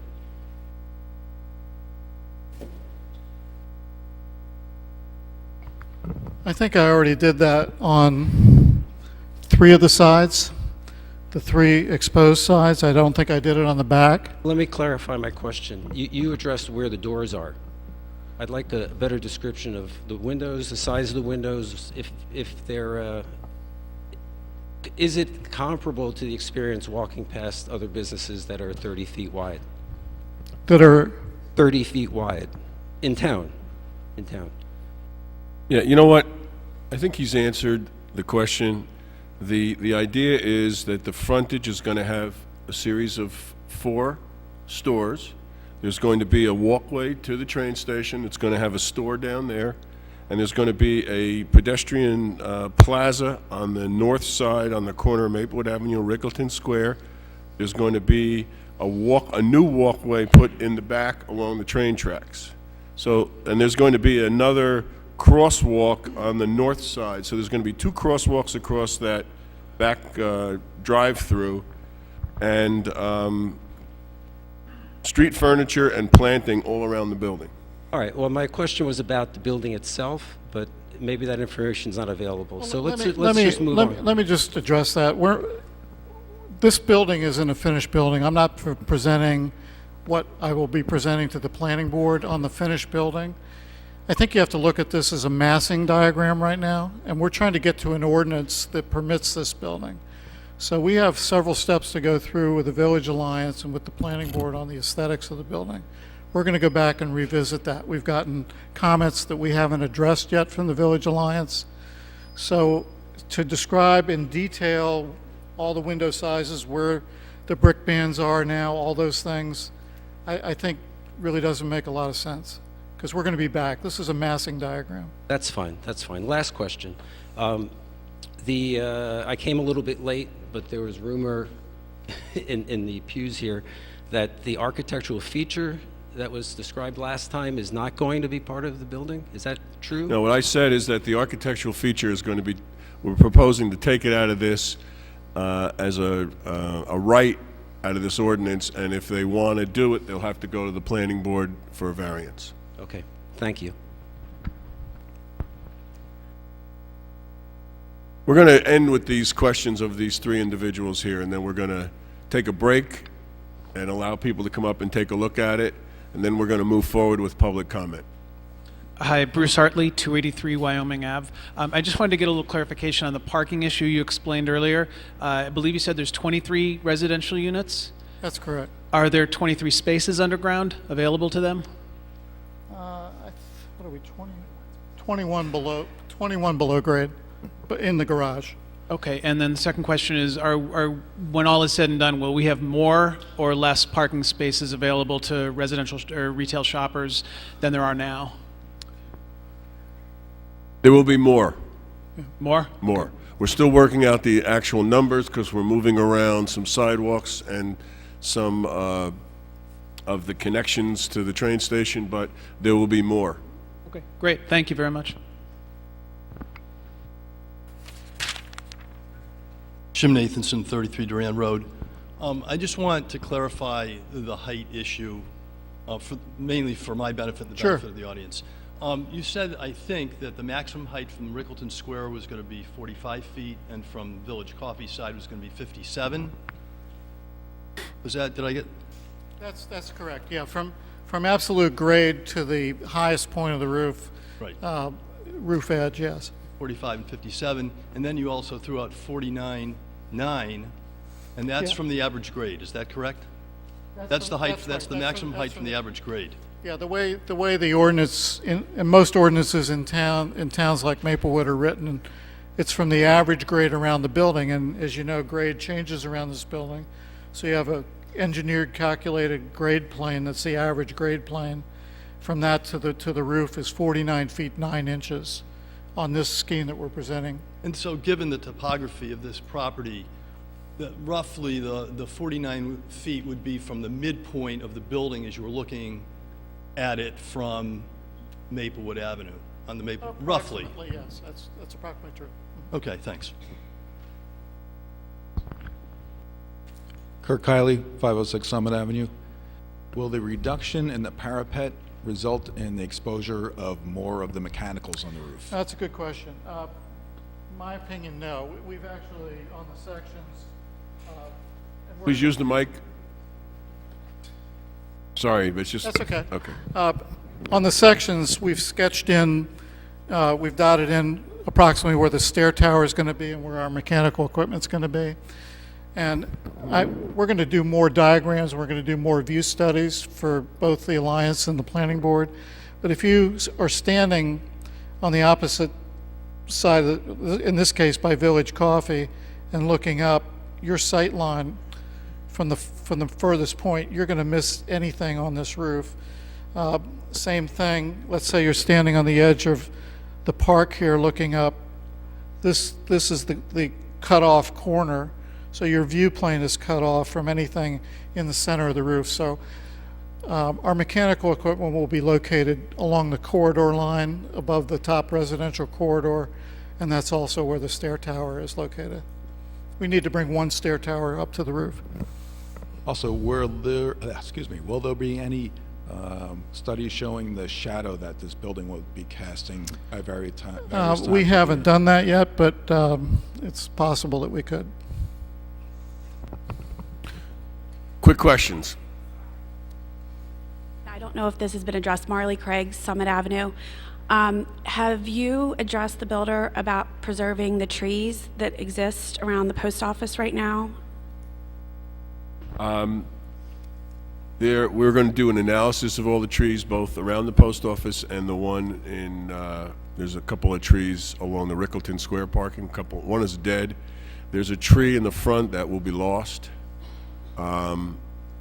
And there are some scraggly trees and bushes along the south end of the post office, which I don't know. I don't think we're going to save those either, but they're very small. They're nothing large.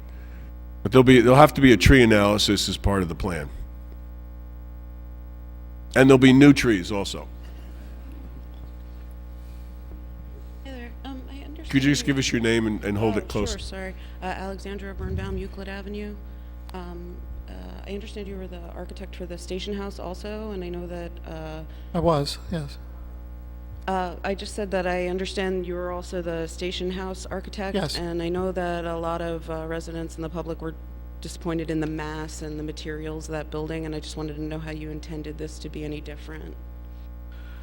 Well, they're quite different buildings. This is a mixed-use building with step backs around the building. It has different materials than Station House. Station House has a parking level below the main building. But they were the materials that were presented to the planning board. Can you say that again? What did you just say about materials? The Station House materials that you see today were the same materials that were presented to the planning board. So what are the materials that are... Generally, this building is predominantly brick and glass. There's a few areas of metal panel where we have roofs that cover the entryways. We're possibly going to use some metal panel at the bay windows on the upper residential levels. It's a high-quality building. And the mass of the structure? The mass? How to, words I've heard thrown around about the station house, just kind of intrusive. So I'm wondering how, you would make this fit along this kind of small stature of our street. Well, I think the town has attempted to do that in the writing of the redevelopment plan through the use of the step backs on the building that we've been discussing. And I think that's the way the town is intended to break down the mass of the building. And in my personal opinion, I think that that's a good method to do it, and I've seen that used successfully in other downtown projects. Okay, thank you. Okay, we're going to take a 5-minute break. Before we do that, if you wanted to come up and take a look, the stuff is going to be here. Thank you, Mr. Gallo, for that suggestion. When we come back, we're going to introduce the amendment. I'm sorry, we're going to introduce the ordinance. You're going to move on and on final. You've already introduced it. Okay, we're going to, I asked our attorney, we're going to have a hearing. So if you'd like to come up, we're going to set this up so you can make a hearing.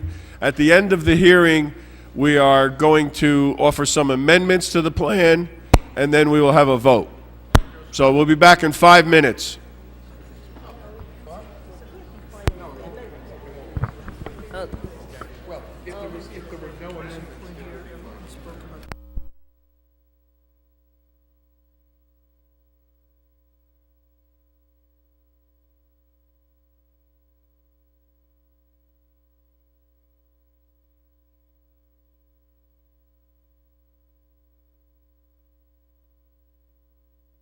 We're going to get started.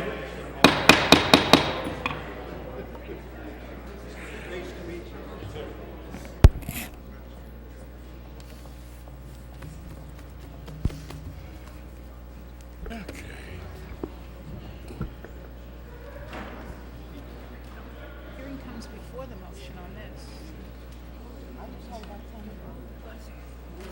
You're right. You're right, thank you. It's okay. You're right. Okay, we're going to get started.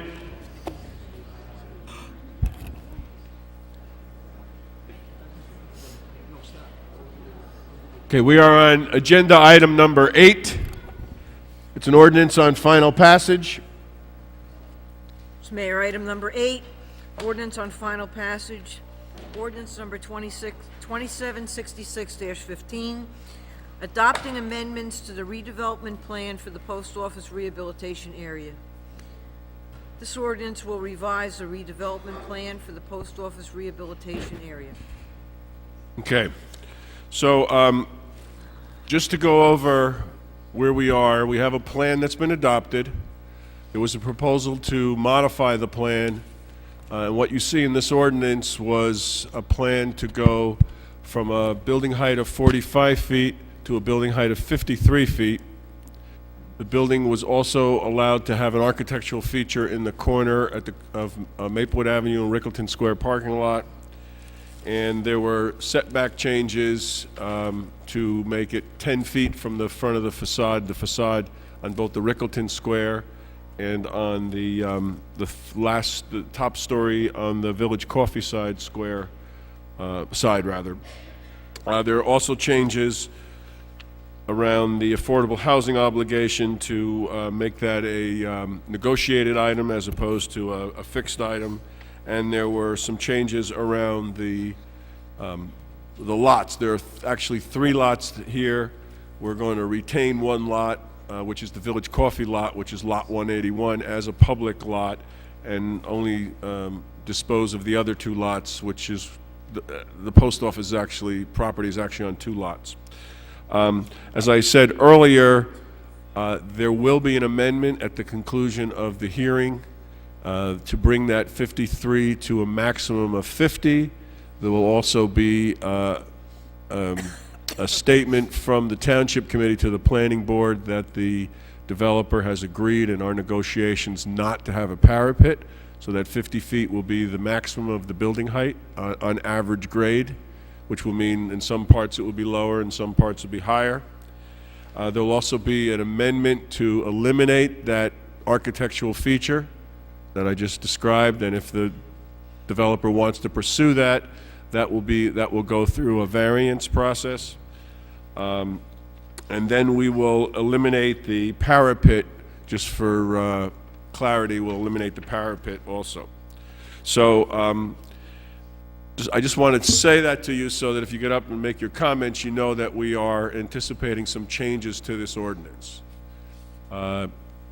Again, what we are doing tonight is not approving these plans, this rendering or anything like that.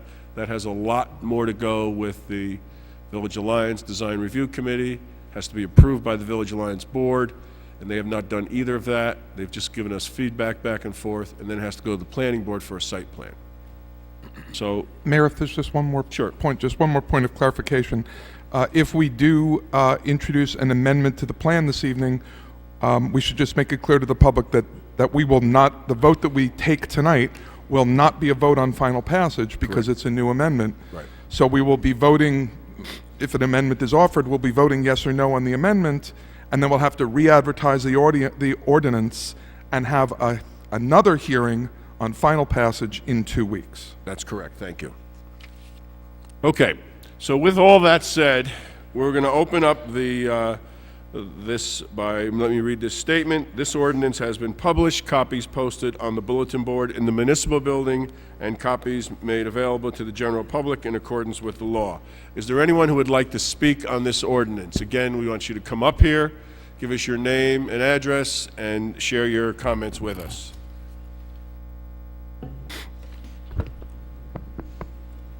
Can you hear me? It's good? Not so good. Not so good. That's better. Good. Yes. Mayor DeLuca, Mrs. Larrier, former colleagues, my name is Fred Profeta. I reside at 1 Hickory Drive. I'm here tonight to address you essentially as a matter of conscience. I've thought about this for a while, and I think I have to speak on this issue of the post office development. Tonight I've heard from you that that you're going to propose amendments, and the average height, if I have it correct, is going to be 50 feet around. And I applaud that reduction. But if you end up approving a structure that is 50 feet high and approximately 140 feet wide, as I understand it, along Maplewood Avenue, that's still a huge structure. That's the near equivalent of placing the station house across from the Maplewood Theater. And as we know, the station house is not the most popular building in Maplewood these days. I don't think the public is going to like that at all. And if you send the plan back to the Planning Board for comment and to the Village Alliance for approval, as you must, I'm not at all sure that you'll succeed there.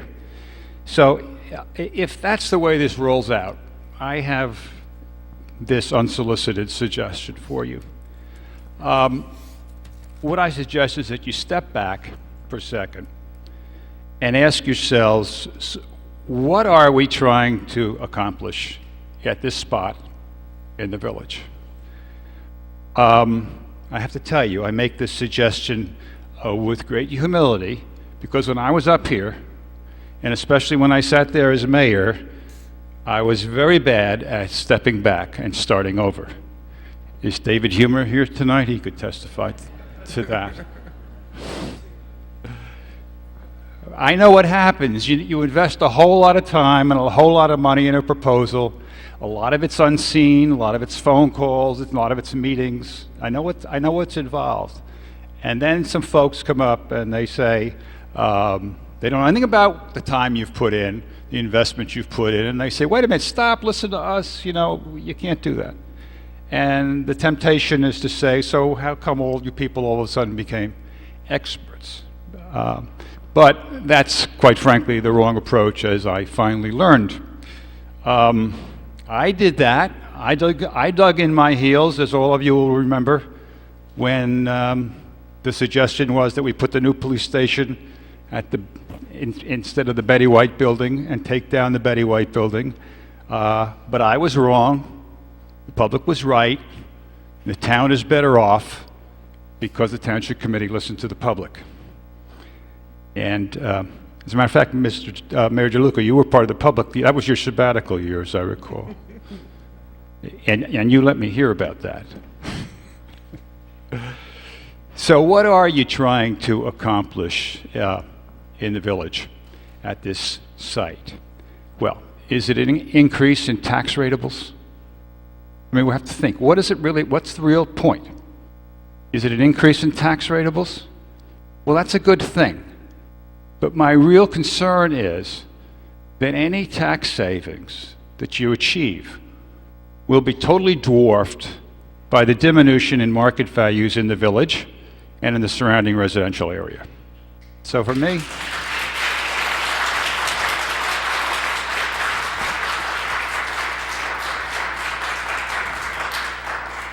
well, if you want to improve the look of the village, I think you heard from the folks tonight, there's a certain skepticism that this won't do it for a variety of reasons.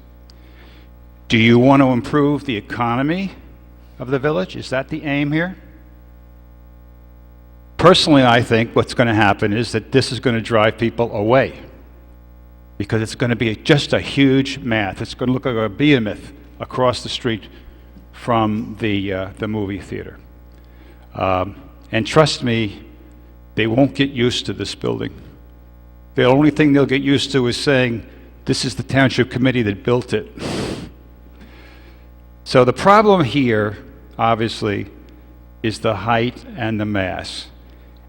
And what drives that, as we all know, and it's not an incorrect thing, but what drives that is that developers need to make a reasonable profit.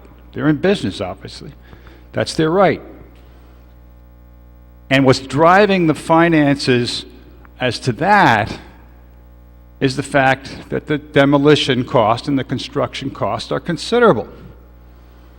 But what if you don't have to demolish and start all over again? What if you reuse that old building? Quite frankly, I don't think that this alternative, I haven't heard it discussed and I haven't heard it that it's been seriously considered. But this is a real alternative. That post office was built in 1958. It's the newest, as far as I can tell, the newest building in the village. And it's the strongest, because it was built in 1958 at the height of the Cold War, and it's a bomb shelter. It was meant to withstand Soviet attack. This thing could easily take a second floor.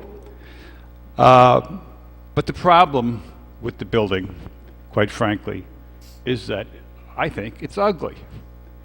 I've always been the first one to say that, and it's one of the reasons why I've been a proponent of getting rid of that and putting something else all along.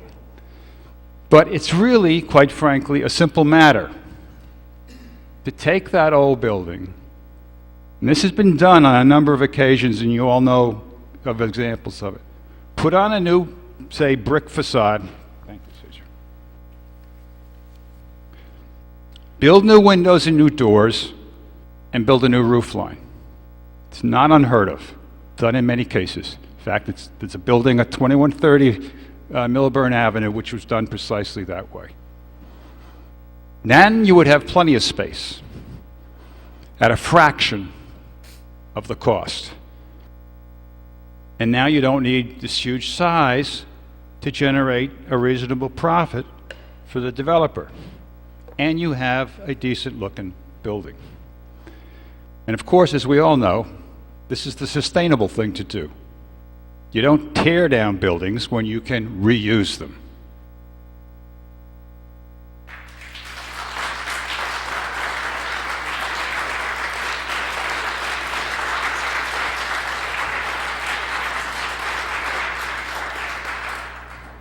So I urge you to step back and take a good second look at this opportunity. If you do this, it may take some time, but I'll be honest with you. I'd much rather see that space vacant for 5 years than see it ugly forever.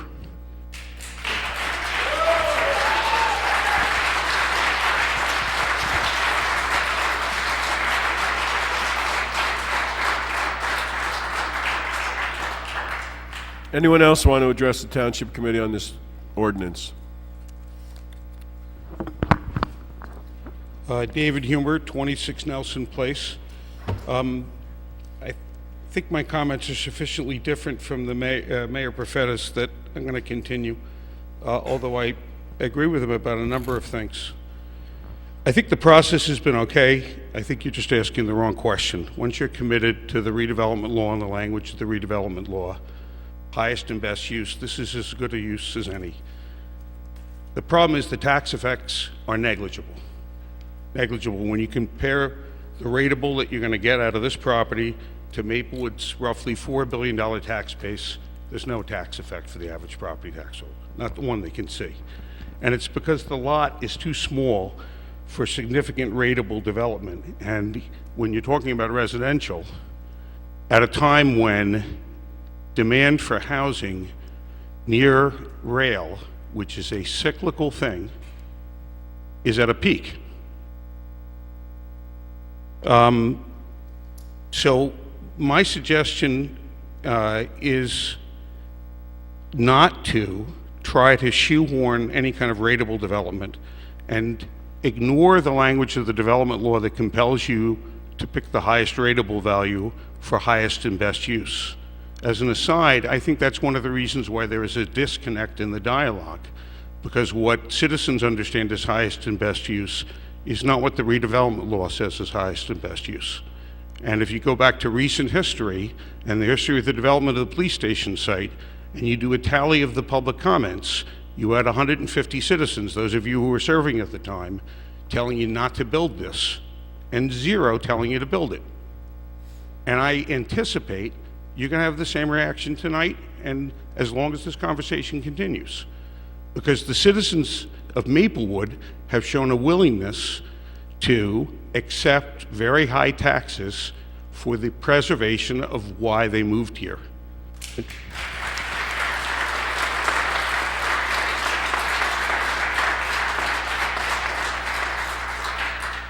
On multiple occasions, they have taxed themselves for open space. They've agreed to tax themselves higher than they are already taxed by an immoral property tax system over which you have no control. Have showed a willingness to tax themselves for open space and public recreation use. We have not added any significant public recreation land to this community since Title IX. And one of the lessons I learned from my experience on the Township Committee was that we don't have enough public recreation space. Now, we had a piece of land from the police station, ideal for public recreation, turned into private housing. We've done that. You have a result that's as good as any, but it's uninspiring. You own the land. It is perfectly okay for you to do no harm. My suggestion to you is that it is an ideal space as a holding area for public recreation use or additional public recreation space.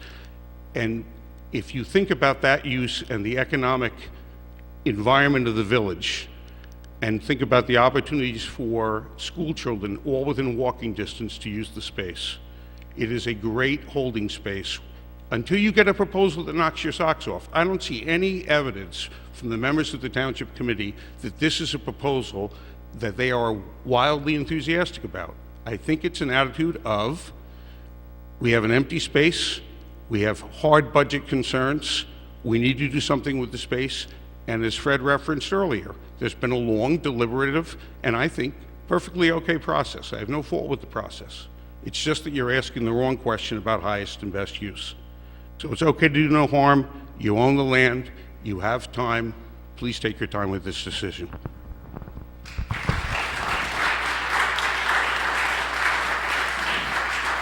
Anyone else? Dave Helmkamp, Prospect Street. I can't imagine speaking after 2 more esteemed speakers, and I can't imagine agreeing with them further.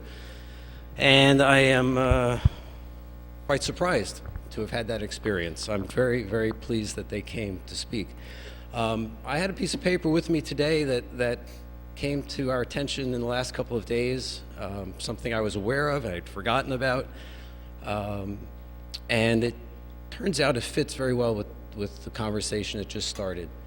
I have a sheet here that are the notes that Paul of the planner made back in January of 2012 when we had community meeting seeking input on ideas for the project. This was after I suppose that was after the rehabilitation decision was made, but before Paul had written the plan. there's a section there on page 3 about bulk. And what I'd like to do is take us back to that point in time, and I think it'll be enlightening to some of the people who are just coming to the conversation. There are 1, 2, 3, 4, 5, 6, 7 bullets that Paul documented from that meeting regarding bulk. The first was, and I'll read these exactly if you'll indulge me. The existing 50-foot height limit in the village zone is absurd. It should be less. Now, I don't believe Paul recorded every single comment that was made that night, but I don't think that he himself put the word absurd in there. I imagine there was a conversation within the group. I think there were maybe 35, 40 people, if I recall. The second bullet, the Township Committee has indicated it does not want building height on this site to be any higher than the tallest nearby buildings, 35 to 40 feet. The third bullet was the Township will also look at reducing the 50-foot limit in the village. The fourth was just a comment that Maplewood has a charming small scale, should be maintained. The fifth, building height should also take into account rooftop structures. The sixth, they should be included within the height limit. And the last one was building setback should be provided to preserve the 2 cherry trees in front of the post office. And we know that the setback is 0, and that those trees and any of the grass in front of the proposed building will not be there. So somehow we got from this input to where we are today, and it was a long process, and we don't have historians or clerical people tracing every word that's said at every point. But there were a series of decisions made, perhaps for some of the reasons that Fred or Dave mentioned, that got us from that community input to where we are today. On the issue of bulk, the building is completely inconsistent with what people commented on, what they thought was important in 2012. So I think I have to agree with both Dave and Fred. We have to step back and ask how we got here. Thank you.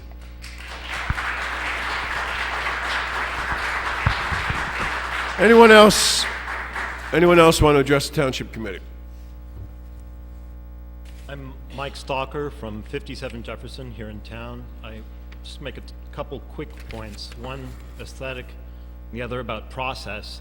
And I'm going to try to keep it shorter because we've had more articulate speakers than me make similar points. We moved here in 2007 because of the scale and the intimacy of Maplewood. It felt like a small town.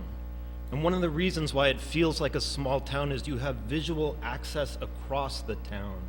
You can see it. And when you build a 50-foot edifice through the center of the town, whether you have awnings on it or flower pots or flags, you're cutting the town in half. And if you want to know what that looks like, come in by train to South Orange and look at Sopak Cinema, which turns its back on everybody who's walking into that town. And I guess I'm just baffled at how we can be having a conversation about a building that looks like a nice Pasadena DMV office landing in the middle of the village in a serious way about the future of the town. And in terms of the process, it feels to me like it's being presented as a fait accompli in the sense that the discussions, the back and forth that we're talking about are about modifications to a structure which is already being taken basically for granted. And it's I think, a terrible mistake, and it would be a sad blow to the future of the town. Thank you.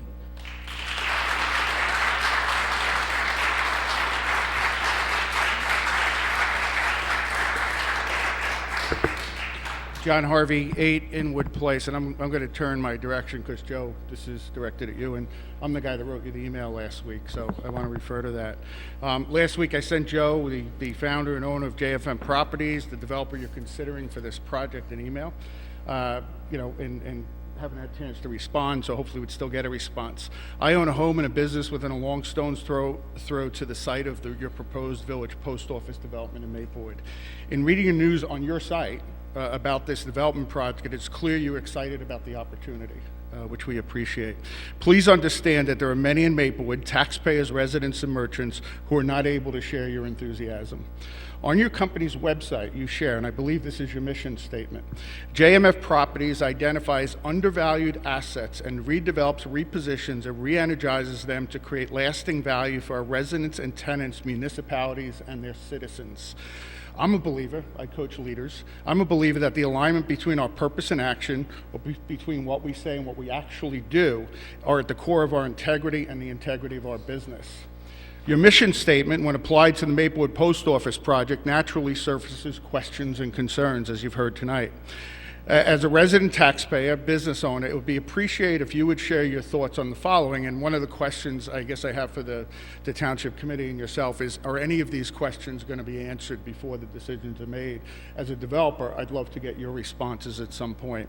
How do you qualify or define an undervalued asset as referenced in your mission statement? The reason I ask is that the taxpayers view the land at the site of the village post office as prime real estate, not an undervalued asset. There are concerns that our elected representatives in Maplewood are undervaluing this prime aspect to the detriment of our community. Sharing your perspective would help us have a better understanding of the term undervalued asset, and most importantly, how it applies to this important development opportunity on one of Maplewood's most valuable real estate assets. Secondly, how, based on your visuals of the proposed building that we observed just last week and again tonight, and not prior to that, I might add, do you believe this development will add lasting value for the citizens of Maplewood? And I don't mean the limbic type, it feels good. I mean, how do we measure the value that you're going to provide as a business owner? It would be helpful to understand how you qualify and measure the lasting value of this project or a similar project so we can understand how to evaluate this deal over time. Thank you.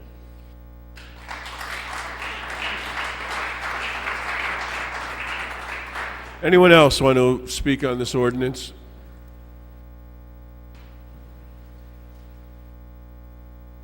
Hi, Alexandra Birnbaum, 57 Euclid Avenue. Mr. Mayor, you said earlier that you weren't clear on what the building will look like.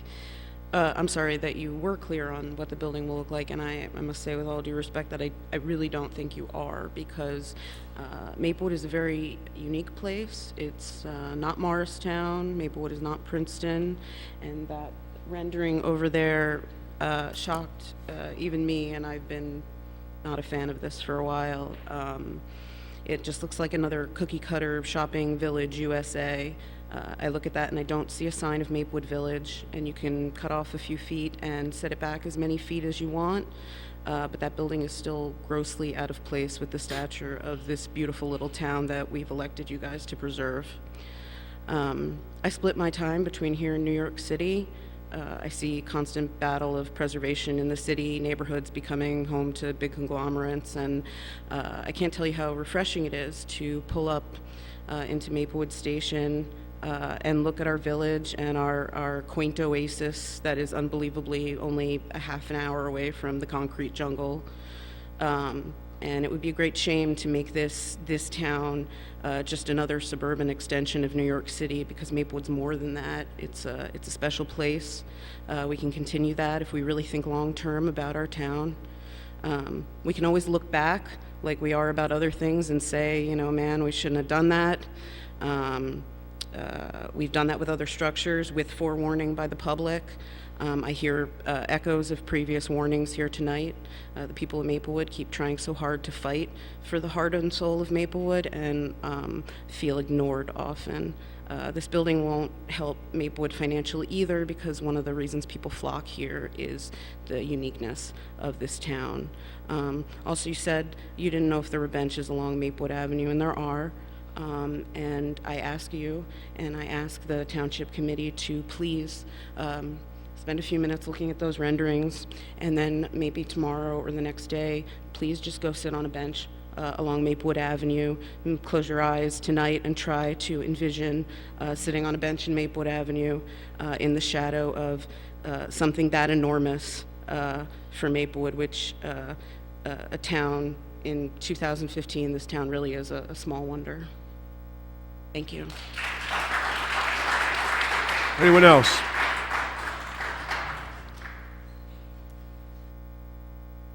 Hi, Hi, I'm Helen Harvey, and I'm on Inwood Place in Maplewood.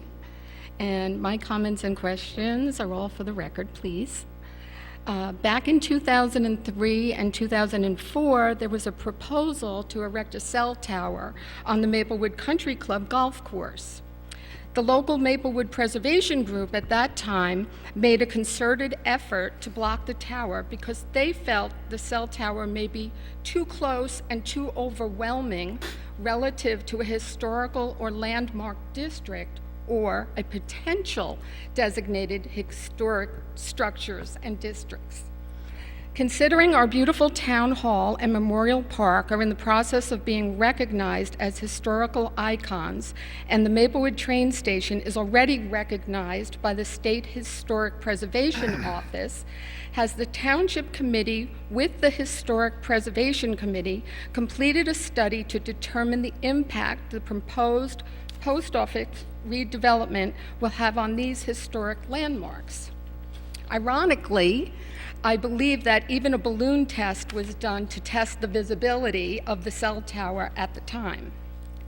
If not, why not? Since a cell tower in a golf course seems less destructive or intrusive to the views from Town Hall, Memorial Park, and our train station, as does a block-long, multi-story apartment complex sitting right along the railroad tracks.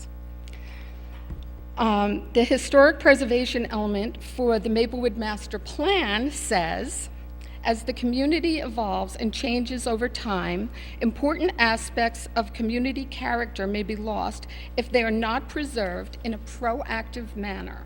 The risks include the disruption of neighborhood cohesiveness when inappropriate new construction violates the scale and rhythm of the street and/or removes long-established landscaping. And one of the key goals of the Historic Preservation Committee that are mentioned in this plan includes maintain cohesive neighborhoods by promoting a compatible and harmonious context for historic buildings, structures, sites, and districts, and by discouraging out-of-scale and other inappropriate new construction that would be destructive of Maplewood's neighborhoods. So, more questions. Is the Maplewood Historical Preservation Committee meeting their goals and objectives as outlined in the master plan as it pertains to the redevelopment plan, as well as the architect's renderings and requests? I believe that the post office location is by far more visible and more important than the original proposed site for the cell tower in 2003. And the Historical Preservation Committee should be included to attending to it in a thorough, ongoing, and urgent manner. Thank you.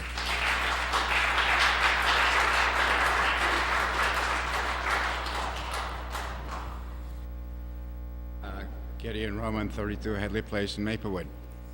I just want to ask the committee to see how they respond to what everybody else has said, and they're willing to talk and do what Fred Buffetta has suggested to do, is pull back rather than going ahead and passing an amendment regarding this project.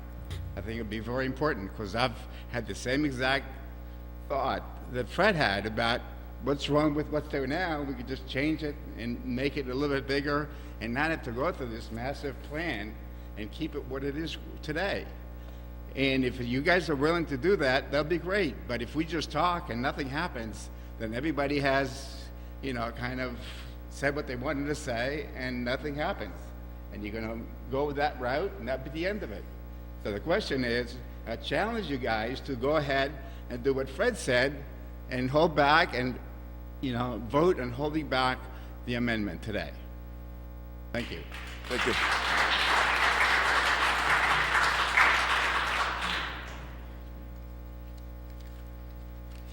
Jane Conrad, 35 Roosevelt.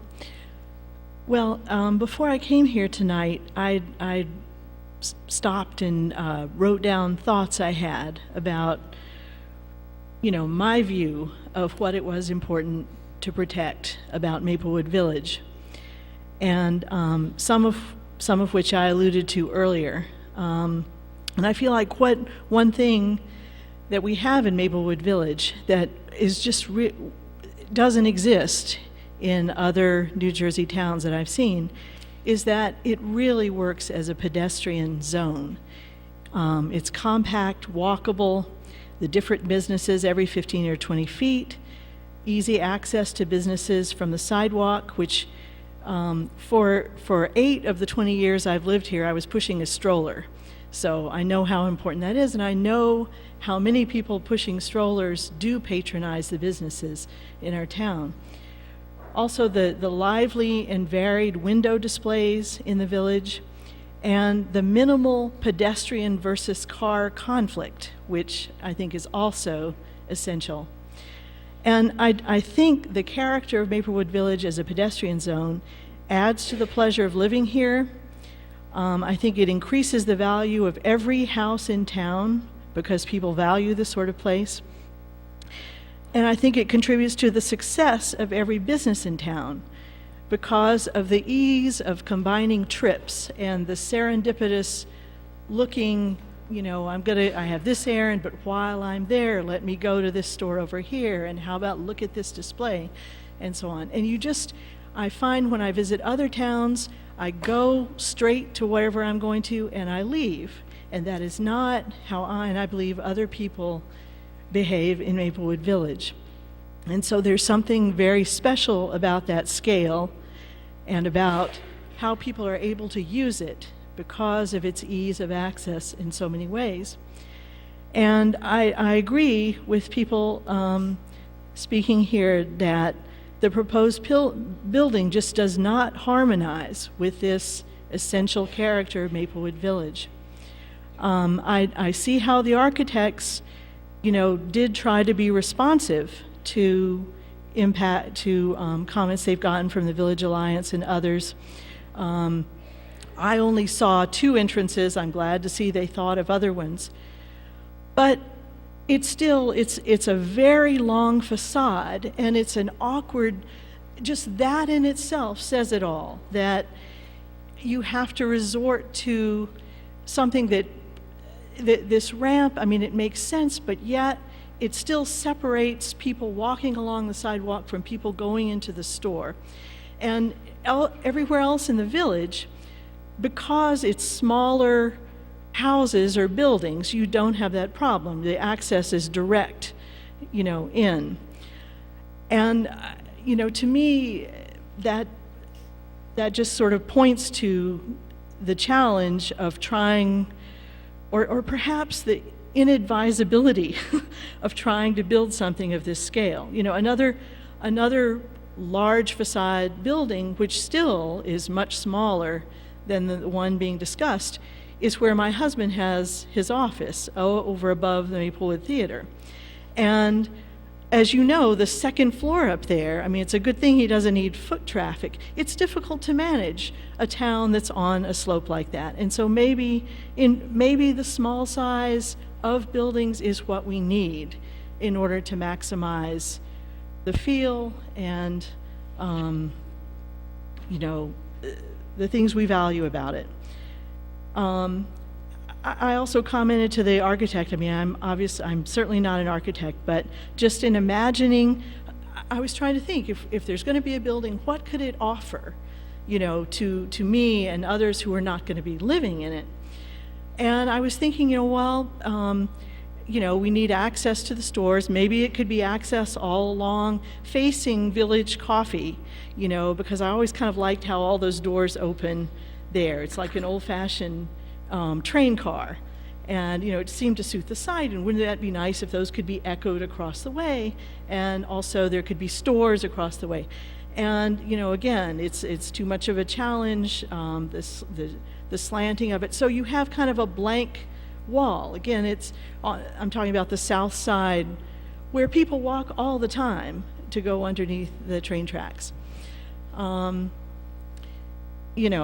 another thought I had is, well, could there be, for example, on the second floor, because I knew there were going to be some setbacks, could there be a second floor dining terrace overlooking that what's a parking lot right now, but facing Village Coffee.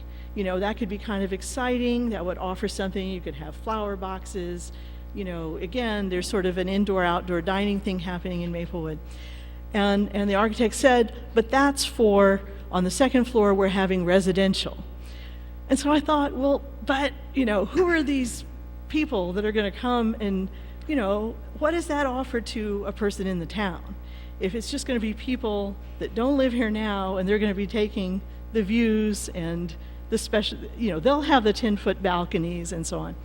So again, I feel like I concur with others who have spoken, Fred and David, that I wish you would take a step back and you know, think again if something truly special could be made in that space. Thank you. Thank you.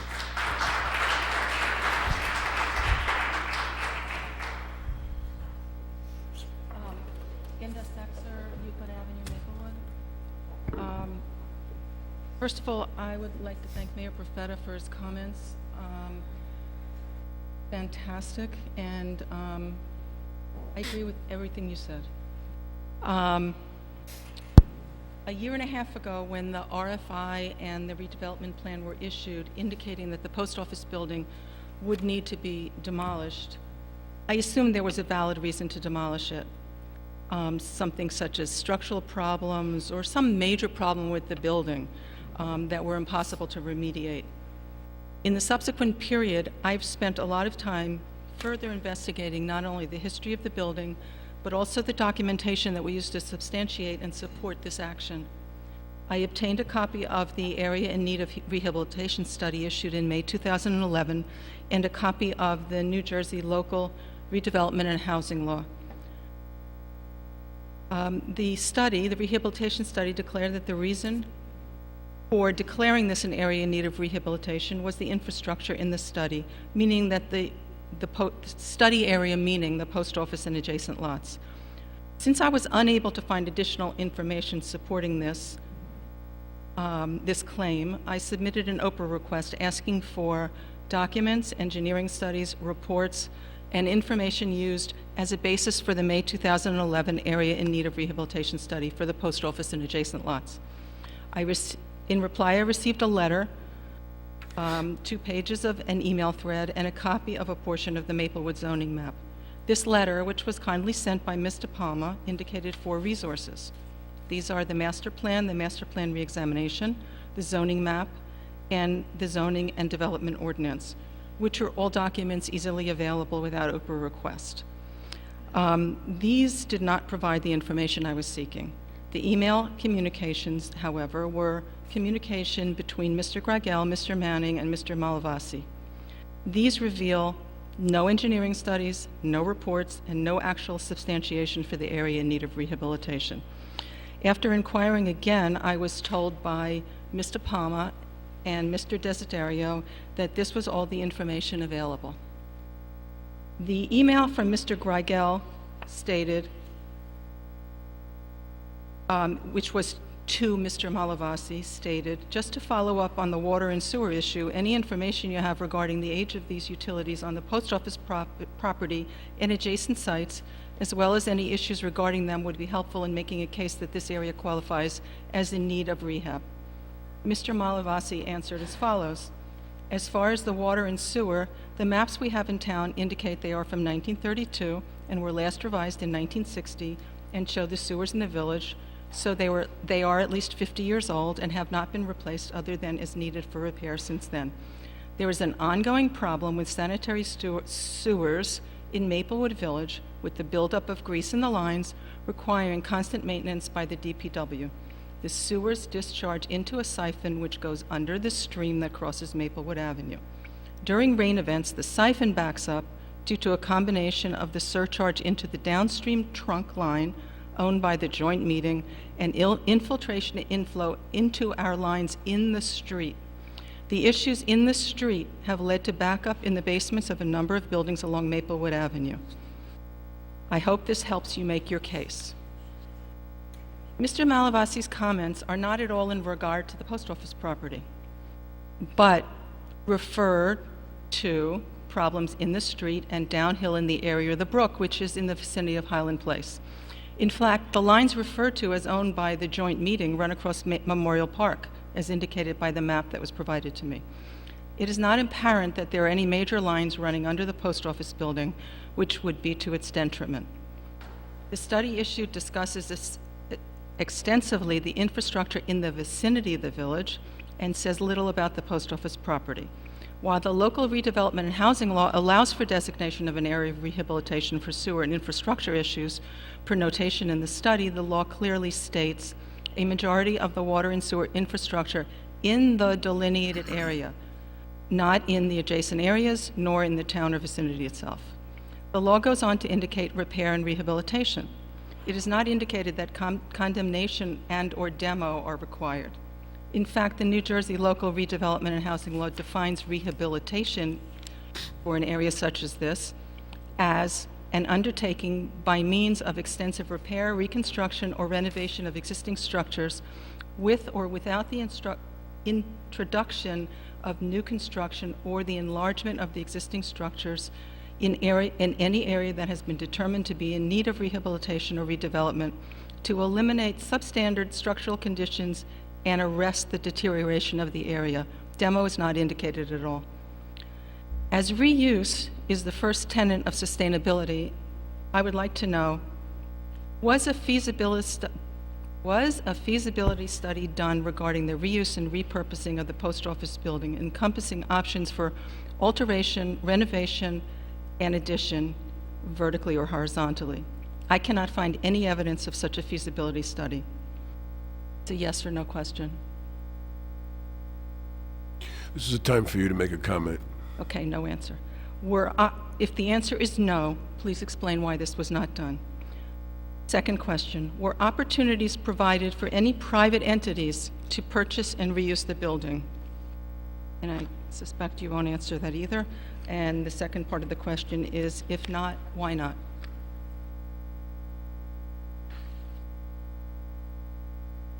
There was a legal case in 2007 related to the Township of Paulsboro, New Jersey, in which the Supreme Court of New Jersey clarified that designation of an area can only be supported by finding that the property suffers from conditions evidencing actual blight, including stagnation and lack of productivity. The court rejected the up till then common municipal practice of designating a property based on a finding that the property's use was not optimal or that the property could be used in a more productive or in a more productively or valuable way. And further, interestingly, the 2013 version of the Local Redevelopment and Housing Law provides that all record owners of the property within the proposed designated area are entitled to service of written notice of the hearing on the possible designation of the property at least 10 days before said hearing, and further notification is required subsequent. Since this is public property, the record owners of the property in question are the citizens of Maplewood. More than a year ago, actually a year and about 3/4 ago, a group of us asked the Township Committee and the Planning Board to send notice in the form of letters to every taxpayer in this town to notify them of this project. That request was reviewed as was refused as not required and as too expensive. It is interesting that as of September 6, 2013, that is exactly what is required. So in sum, in reviewing these documents, I ask you all, without even going into the significance to our town of the history of the site and the building, is there a really sound reason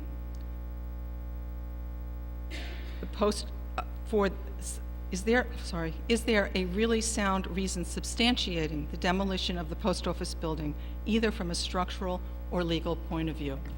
Thank you. Thank you.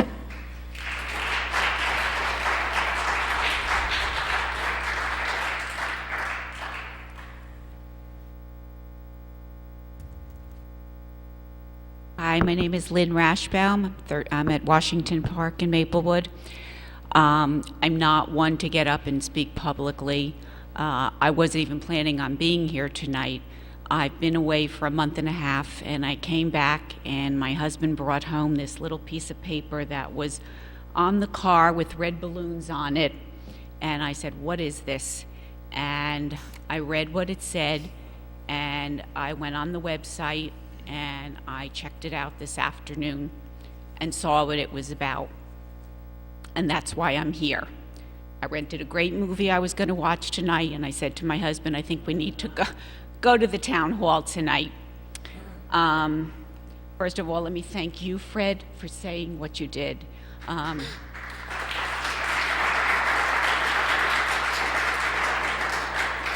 Years ago, I worked with Fred on the Maplewood Township Committee, and in honesty, there were a lot of issues that Fred and I did not see eye to eye on. One of the issues I specifically remember was they wanted to put in a parking deck. I think I was probably one of the few people on the committee who was, I just couldn't even imagine that in a town like this, we'd put up a parking deck. I see it in Milburn, and I'm horrified. So, I've been here in Maplewood since 1978. I love this town. My children went to school in this town. I brought people to this town because I think it's the most amazing town. The composition of the town, the people in this town speak volumes of who we are as a community. I haven't seen these pictures before, and I just actually came close because from a distance it didn't look so bad. And I came up and I took a look at this building, and I'm saying to myself, oh my God, in Maplewood Village this is going? I think of Maplewood Village and I think of the Halloween parade going through town. I think of Maplewood and I think of Dickens Village in the town. I think of so many things that the town has to offer. Whenever I go to lunch with a friend, we don't just go to lunch, we walk through the town. I go in all the little shops. I'm not a mall shopper. I believe in frequenting local businesses. I believe this town is just so unique. I'm so proud of this town. People come to visit me and say, I've never seen a town like this. This is something they don't have anymore. All you see are strip malls with box stores. You don't see original stores anymore. I look at this town hall. I remember when they wanted to restore all these murals. I look at these murals and I say to myself, oh my God, it's like this is what the town still embodies for me. These murals, what this town is all about. I look at this and I can't see having a Halloween parade marching in front of this building. It's a beautiful building, but not in our town, not in our town. I came back after a month and a half. I've seen strip malls in Florida, and I say to myself, wow, this is one ugly state. And I came back here, and I had a million errands to do, and I came back, and I drove down South Orange Avenue, and I saw this thing that they built where Bifus used to be. And I said to myself, oh my God, look at this thing. It's enormous. It blocks the view of everything. I was appalled. Then I go up 3rd Street and I see this, I don't even know what it is they're building, an apartment building with a massive parking deck. And I said to myself, wow, this is unbelievable. I said, okay, well, that's South Orange. That's South Orange where Bifus is. And I come here and I see this and I say, this is my town. This is the town I moved to in 1978 and have never, ever for a moment wanted to leave this town. My taxes have gone up from $2,800 when I first moved here to almost $25,000, and it has not made me ever want to move because I love this town, and I think everybody who has spoken tonight realizes how special this village is. There is not another place that I could think of that's like this village, and I understand, you know, they've invested a lot of money with architectural renderings and revisions, and every time they revise, it costs them more money. And I understand their motives. You know, they're in it for profit. And if I was a business, that's what I would be here for. But as a resident of this town, I implore each and every one of you to remember why we love this town, why we all came to this town, and don't let us become another box town like every place else you see in this country, where people are on cell phones when you sit at restaurants and everybody's on their cell phone and people don't look at each other and people don't talk to each other and everybody's texting and Facebooking and nobody sees each other anymore. And in this town, people see each other. Let's keep it that way. Thank you.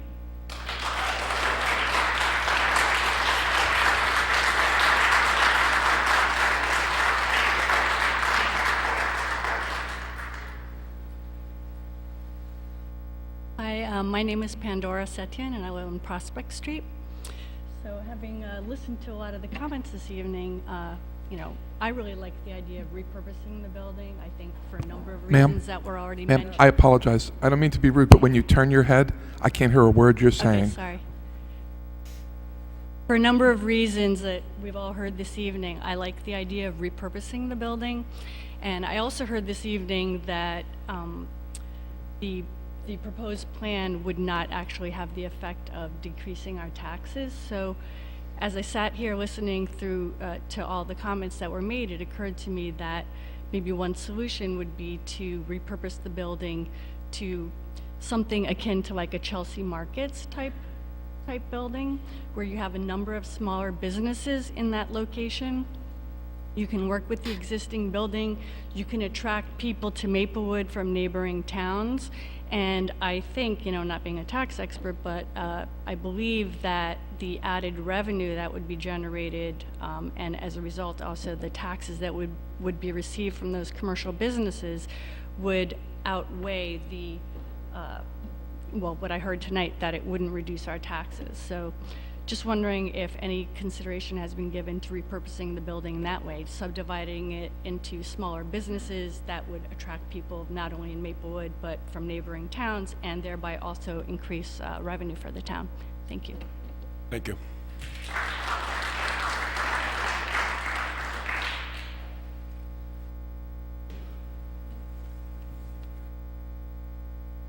Seeing no one else, we'll close the public hearing, and to move forward, we need a motion. Motion on the amendment, on the motion on the ordinance, and then has to be introduced, and then we can amend it after that. Mr. Mayor, I move this ordinance be adopted as a whole and the clerk be directed to publish the same as a passed ordinance in the Maplewood South Orange News Record according to law. Second. Okay, it's been moved in second. I'd like to offer an amendment or amendments to it. On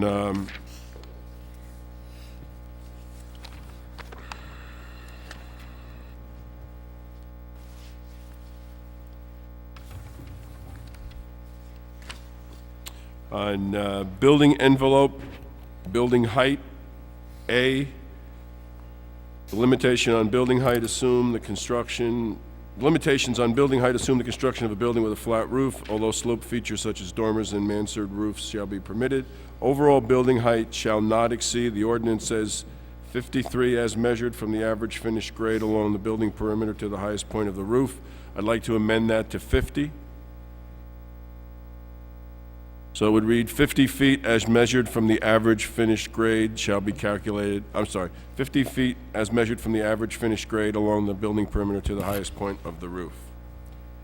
Also in building envelope, E, this says an architectural feature that exceeds the above height limitations may be provided at the corner of the building closest to the intersection of Maplewood Avenue and Rickleton Square within the required upper floor setbacks.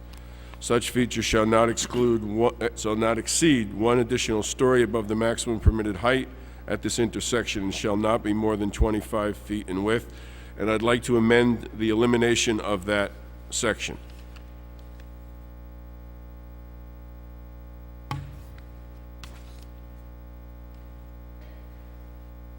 And I have one more amendment.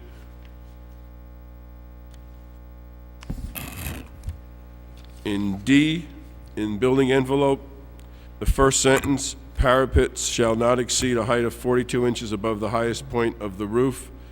I would eliminate that sentence. So there would not be any parapet that would be allowed on the roof. And I would move those amendments to this draft ordinance, or this ordinance, I'm sorry, on second reading. Needs a second? So moved. Oh, second. Okay. Discussion on the amendments? Let me, since I moved them, let me say, I think what we're trying to do is to be responsive to the concern that people have about the height of the building. Right now, the plan as constituted allows for 48.6 feet in total height. That's 45 feet of the average building. Height along the average building, let me get the words directly. The average finished grade along the building perimeter, plus 3.6 feet in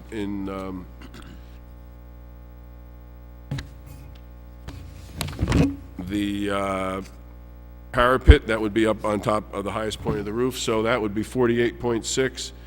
And what I am suggesting is an increase of 1.6 to 50 feet, as opposed to what's in the ordinance, which would be a total of 56.6. So what I'm suggesting is reducing what's in the ordinance by 6.6 or 6.5 feet. The other thing is, I think that the case was made by some members of the planning board and the Village Alliance Design Review Committee that the architectural feature needs some more consideration in the context of the entire building and not just this. So I think eliminating that, if the developer wants to do that, then the developer can go ahead and make that case. And the parapet elimination, I think, just does what I said earlier. It lowers the building overall to 50 feet, and it allows us to keep the building height down to an appropriate amount, and within the zoning that is for the neighborhood business there. Any other comments on the amendment? Prepare some, let somebody else go first. Ms. Leventhal? I have something I just need to ask. Should it be a resolution or part of this, which is that I would like to include that we request the planning board not use their ability to go 10% higher on the height. I think that would be a separate resolution. I don't think that, this is a plan. And it would really be advisory, because by law, the planning board could do what it wants. Okay. They don't have to grant it. Right. Okay, so then resolution makes sense, okay. Mr. Brownlee? Yeah,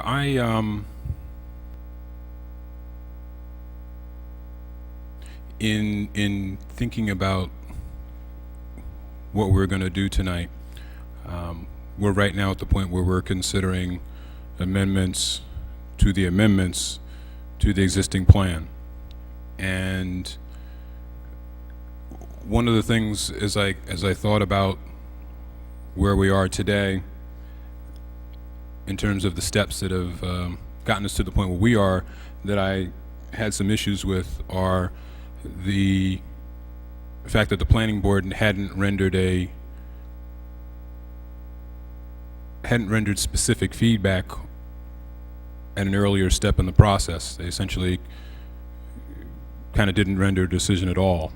And so I'm kind of back at that point.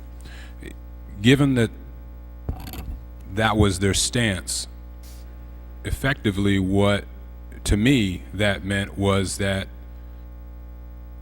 the responsibility for doing the due diligence for whether or not the project as constituted was appropriate then fell on me, collectively us, but I'm speaking about myself now. And so then the question I had to kind of ask myself was whether or not I felt that I had the wherewithal to function in that capacity. I'm obviously not a planning board member. I'm on the Township committee. You know, the running joke is I'm not a lawyer, nor do I play one on television. Although, Jerry, I know sometimes you do, but But as a managers, we have people around us who specialize in different things. We have an attorney, Mr. Desiderio, who keeps us on the straight and narrow in terms of our legal proceedings and whether or not we're doing things that run afoul from a legal standpoint. I'm not a lawyer. I don't do those things. So when thinking about where we are today, from the standpoint of the fact that the planning board hadn't rendered a specific decision, thereby, in a sense, kind of delegating that responsibility to me, I had to kind of think, do I feel I have the wherewithal, as I said before, to do that? So when I'm thinking about that, I'm not at this point talking about things from the perspective of aesthetics, nor on the process in terms of whether or not adequate public input has been solicited, nor am I looking at it from the perspective of my colleagues in terms of where they are in the process, but I'm really speaking about myself. So I don't know that I think tonight's presentation was good. I think that the questions that were asked, I want to thank everyone who came up tonight to ask all the questions that they did. It did help to raise some questions that I might not have thought of asking myself. But nevertheless, I don't know that at this point I still feel that I have the full confidence in my own abilities to truly make that final decision in terms of whether or not these amendments to the original plan, really I'm back at the original plan though, are adequate. I also appreciate the fact that the building has gone down from 56 to, I don't remember the exact numbers, but they've kind of come down. The original plan was 48, which is taller than the original thing was, the post office. By the way, the nostalgia for the post office building, I find that touching. One of the people, you were pointing to the murals on the wall, and I dare say that the people on the murals on the wall, if they were able to see the post office when it was being proposed, the loading dock and things like that, they might have had some questions about whether or not that was an appropriate thing to put in the middle of Maplewood either. That lovely building, which, as Mr. Profeta says, could withstand a Soviet attack. So I'm at the position of saying, well, okay, I'm looking back to the original plan. The building now is, say, 21 feet high. Is 48 feet too high? Forget 50, forget 53, 60, or whatever the case may be. Is 48 too high? I'm not even sure I have the wherewithal to answer that question. The massing questions, the shadow analyses, all those types of things. And so that puts me in a position of saying, if I cast a yes vote tonight, basically I'm saying I feel comfortable in making that decision, and frankly I'm not. So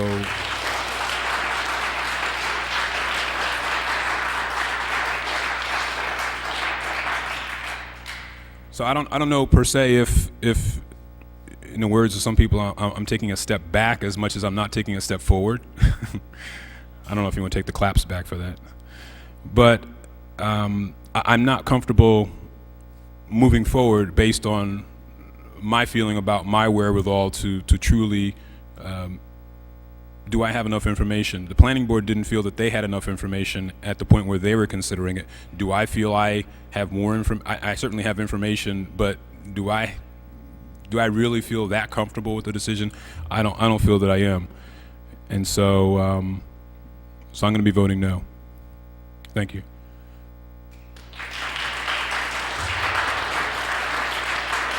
Anyone else? Anyone else? Mr. Ryan? I wanted to react to some of the comments that folks made. I think it's fair to say that there are people who have been involved in this process either for a very short period of time or for a very long period of time who are just absolutely opposed to any change at all. I think that's a fair statement to make. There are people who were unhappy with the original amendment, who are happier with the with a a modification to the amendment to the ordinance to make it 50 feet and to take the parapet off.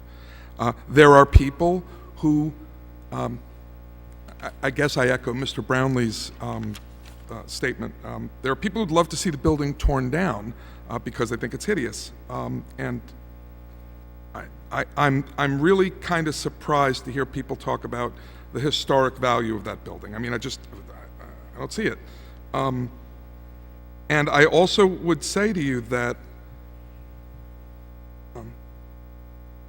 the second most frequent complaint I get serving as a member of the Township Committee is that government moves at the pace of a slow glacier. So to hear somebody say that we're moving so fast seems just so very odd to me. Doing something on this site when the post office lease expires has been something that's been discussed and something that's been in plans and something that's been knocked around for 20 or 25 years. So whatever one's complaints might be about this, the notion that we're moving fast, I don't see. So, but let me say this. I said the second most common complaint that I get is that government moves glacially. And the first most common complaint that I get is that our taxes are too high. It's the number one complaint that I get. It's the complaint when I talk to the Township Committee. At least half the people, the first thing they say to me is, your damn taxes are too high. When I knock on people's doors, they tell me our taxes are too high.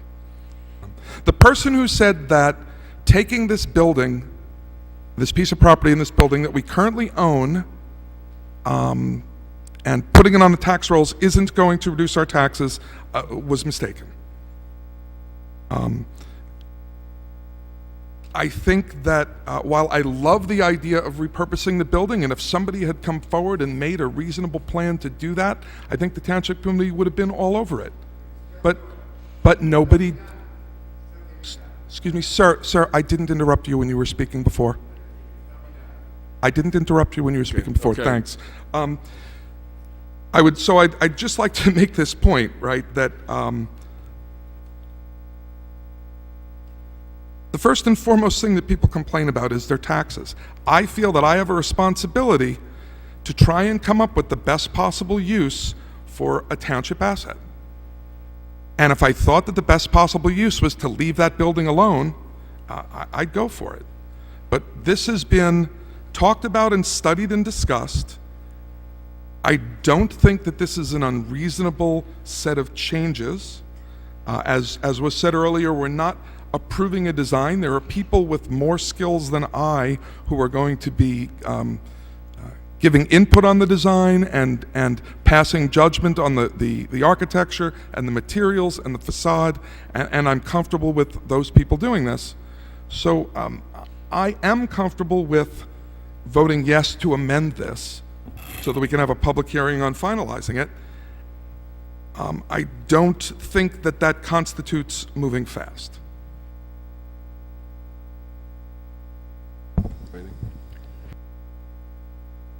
When I moved here 20 years ago, we moved here.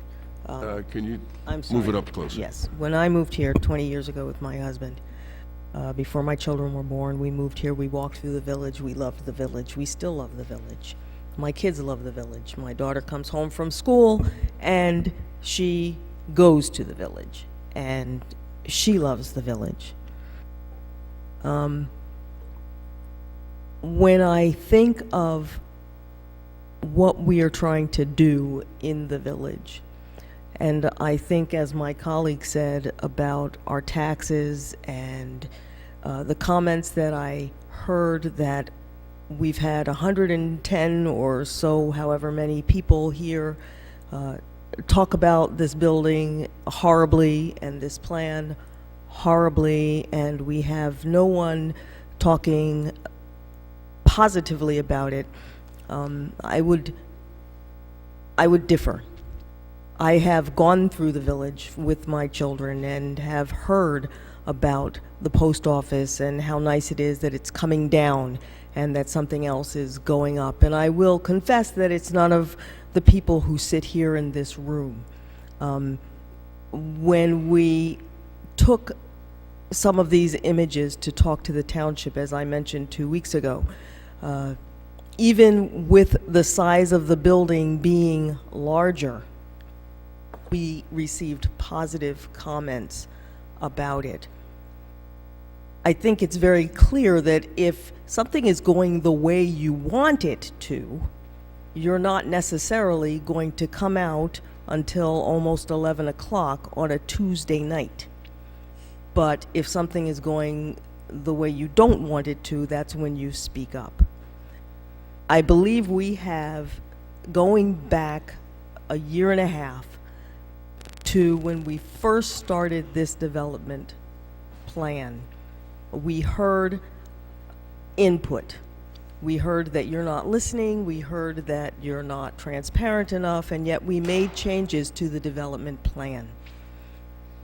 We made changes to the amendment. We're making amendments to the development plan, and now we're amending the amendments, and much of that is due to the public input, to the input from the residents who are sitting here this evening. Are we doing exactly what you want? I will say no, I think that's pretty obvious, but we are being responsive.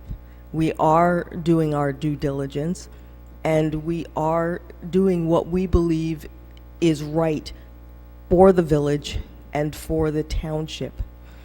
I too have only heard taxes are high, taxes are high, taxes are high, and I would imagine that if this project were not on the block right now, that you would all be sitting here, many of you would be sitting here saying, what are you doing about our taxes? Because that would indeed be your most pressing issue.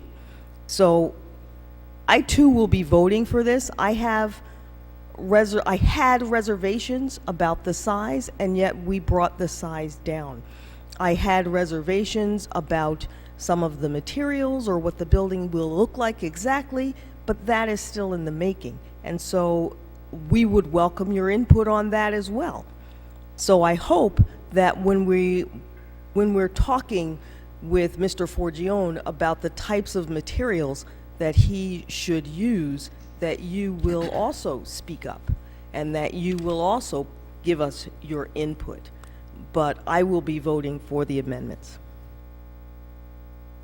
Just want to say a couple other things. Someone, I guess, questioned whether there's enthusiasm at the Township Committee level for this project. And I just want to say that I'm enthused about this project. I have some difficulty with the building as developed, as presented. And I've sat in the meetings with the Planning Board, and I've sat in the meetings with the Village Alliance Design Review Committee, and I've been very impressed because there's people that know so much more than I do about this stuff, and the way in which they're trying to deal with some of those very questions. But overall, I am excited about the possibility of some development in Maplewood Village. I mean, honestly, I think it does need a shot in the arm. I think if you look at Maplewood Village, and particularly the north end, that there are some challenges there, and I think the post office site allows for that type of development. So I actually am voting in a very comfortable way to move forward with this, because it allows us to continue having the conversation about what we can put there that makes sense. Now, just so we understand how we got here, because a lot of people asked how we got here. So in 2011, we designated the area in need of rehabilitation.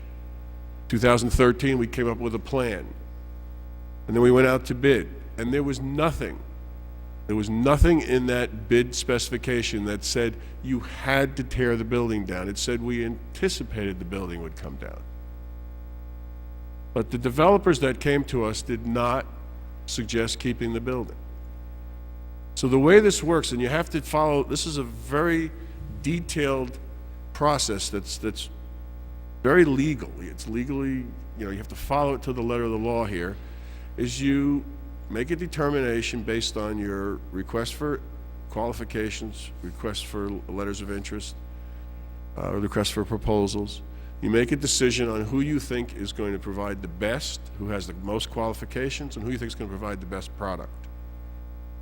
And we picked a firm that we thought was going to do it, and it was a two-party firm, and one of the parties got sick and pulled out, and the other party said he's pulling out too. So we did start over. And we went out to bid again, and we got a developer who we feel comfortable and confident that can produce something that I think I can be proud in, and I'm hoping a lot of people can be proud of. We have a contract. We have rephrase that. We have an agreement with this developer to only negotiate with him until we run our course. Either we decide no longer to negotiate with him, or he decides no longer to negotiate with us. And it has mileposts, there's deadlines and all that. So that's what we've been doing. And legally, we are working with this developer, and we think that this developer can provide a good product. I certainly don't have all the answers about the design. I'm not a designer, I'm not an architect, I'm not an engineer. I care about the village just as much as everybody who's come up here and said that they care about the village. Just because we sit up here doesn't mean we don't care about the village, we do. But I personally am looking at 2015, 2020, 2025. And I think having a development there in the long run will be better for Maplewood Village than not. So I'm going to enthusiastically vote to amend this so that we can continue the process. And in the end, if we cannot get a building that we are agreed to as far as the design, it will not move forward. But I'm willing to take this step tonight so we can get to that next step and move that conversation forward. If there's no other comments, we're going to call the roll. Ms. Leventhal. Thank you. No, you don't. You cannot speak now.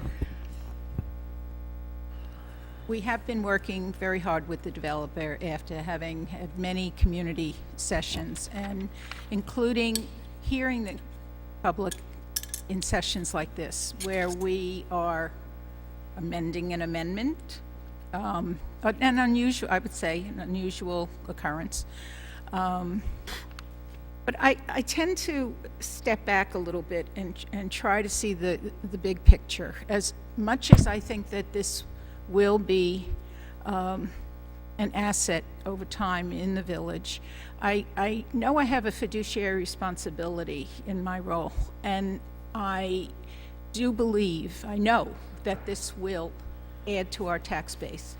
And that's a very important piece of this project for me, because in the 12 years that I've been serving, that is the number one problem that I hear from residents, as my colleagues have also said. I think that this project will increase activity in the village, which will help the businesses. I think it's a positive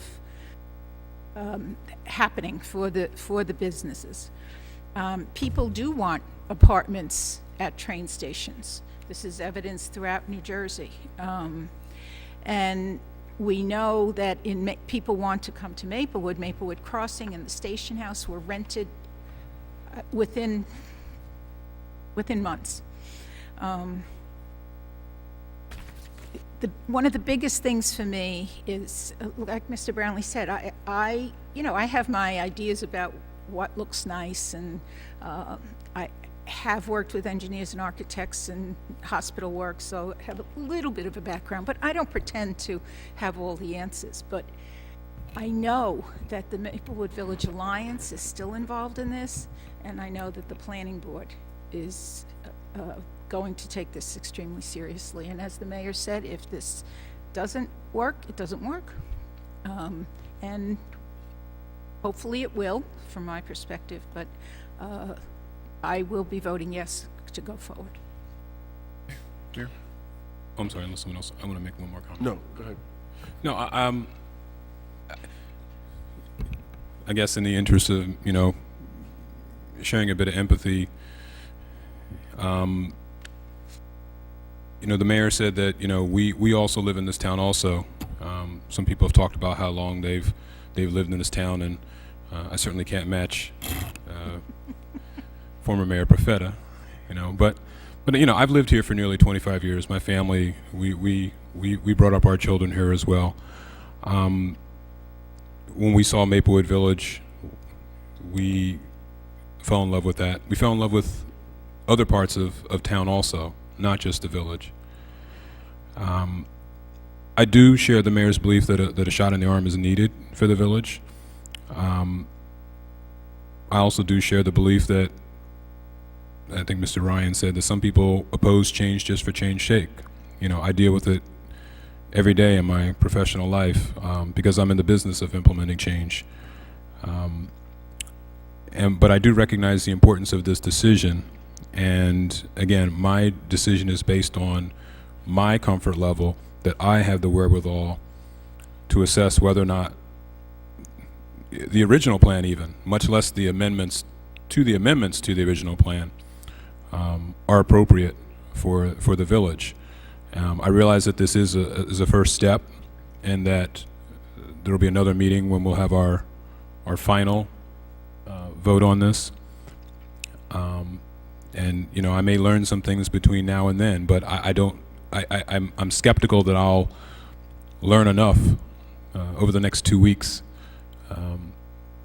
to make me feel comfortable that I'll have the wherewithal to make that assessment. So, as I said before, I'll be voting no this evening, and we'll see where things go from here. Thank you. Okay, please call the roll. This is, just so we're clear, this is on the amendment. On the amendment. This is on the amendment. On the amendment to change 53 to 50, to remove the Architectural. The parapet sentence, and also to remove the architectural feature. And can we just make sure that we're clear here? If the amendment passes, that means that we'll be having a hearing on final passage 2 weeks from tonight. Well, yes, that because it is substantive, it has to be republished, and you cannot take a final vote tonight. That is correct, Mr. So Ryan. all we're approving is the amendment and to go ahead and republish it. Right. Then I'll have to. I guess Mr. Greigel's going to draft the changes. Somebody's going to have to draft them so they can be published. Okay. Okay. Let me ask you a question. Now, you and I talked before the vote. We're getting technical here, but you and I talked, and you said that you thought that these would not have to publish the whole plan because we're doing less intensive, and we're just doing the changes 53 to 50, and eliminating the other clause. As long as we have it clearly stated, yeah, that's fine. Okay. And we can get this in the ledger so that it can get in at the next meeting? Yes, we'll have to go to the store ledger. Okay. Please call the roll. Mr. Brownlee? No. Mrs. Larrier? Yes. Mrs. Leventhal? Yes. Mr. Ryan? Yes. Mayor DeLuca? Yes. Passes 4-0. Okay, so the ordinance has been amended, and it will, or the proposed ordinance has been amended, and there'll be a final hearing on February 17th. Okay, we have another ordinance on final passage. Item 9, Mayor, ordinance on final passage, ordinance number 2768-15. It's an ordinance authorizing the Township of Maplewood to implement the 5-year exemption and abatement law, authorizing tax agreements and tax exemptions within Maplewood Village Rehabilitation Area. This ordinance will authorize the Township of Maplewood to implement tax agreements and exemptions with the Maplewood Village Rehabilitation Area. This ordinance has been published, copies posted on the bulletin board in the municipal building, and copies made available to the general public in accordance with the law. Is there anyone who wants to speak on this ordinance?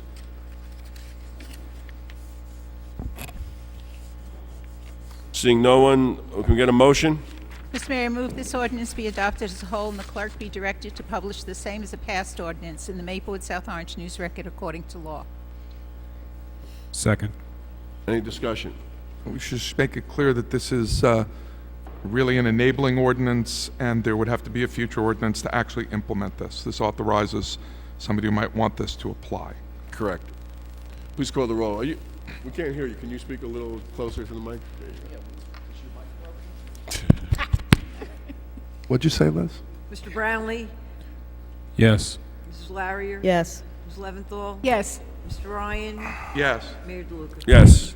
Introduction of a new ordinance, item 10. Item 10, Mayor, ordinance, introduction of new ordinance, ordinance number 2769-15, to amend Chapter 239 of the Code of the Township of Maplewood entitled Streets and Sidewalks. This ordinance will allow temporary sports equipment to be placed in the grass median adjacent to the curb from April 1st to December 31st of each year. Can we get a motion, please, Mr. Mr. Ryan? Chair, I move the passage of this ordinance on first reading, its publication according to law in the Maplewood South Orange News Record, with a hearing to be held on, I can't even read this, February 17th. Is there a second? Ms. Leventhal? Second. Okay, any discussion?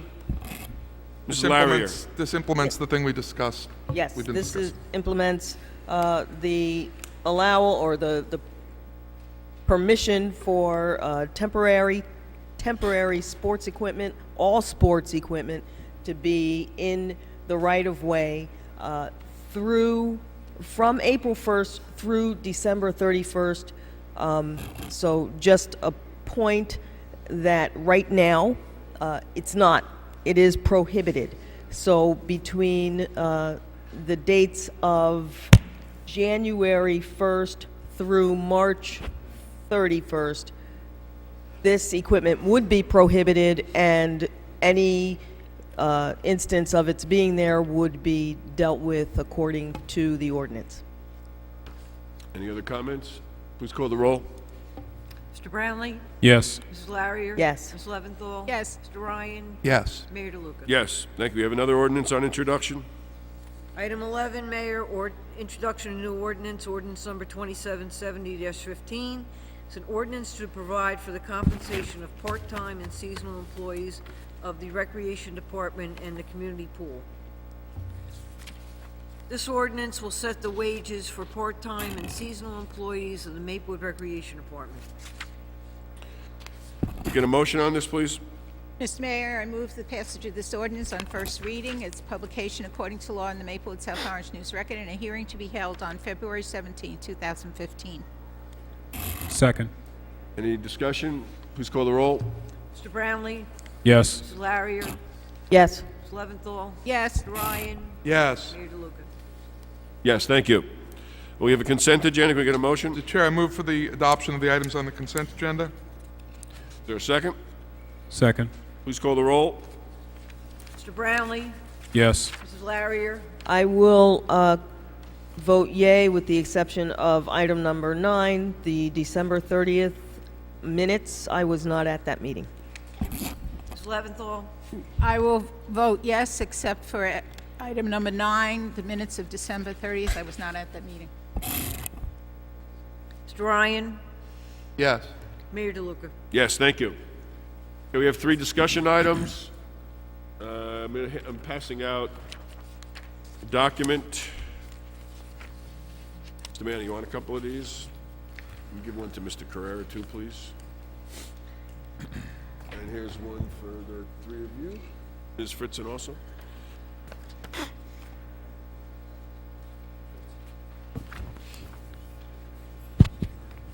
You know what?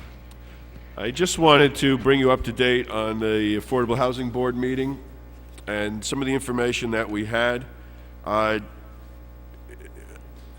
We had a presentation from Megan York from our Community Grants Planning and Housing Group. They are the one that administers our affordable housing, both the affordable housing rehab program, but also the placement or actually recruitment and placement of potential tenants in the new units, the housing units that were created.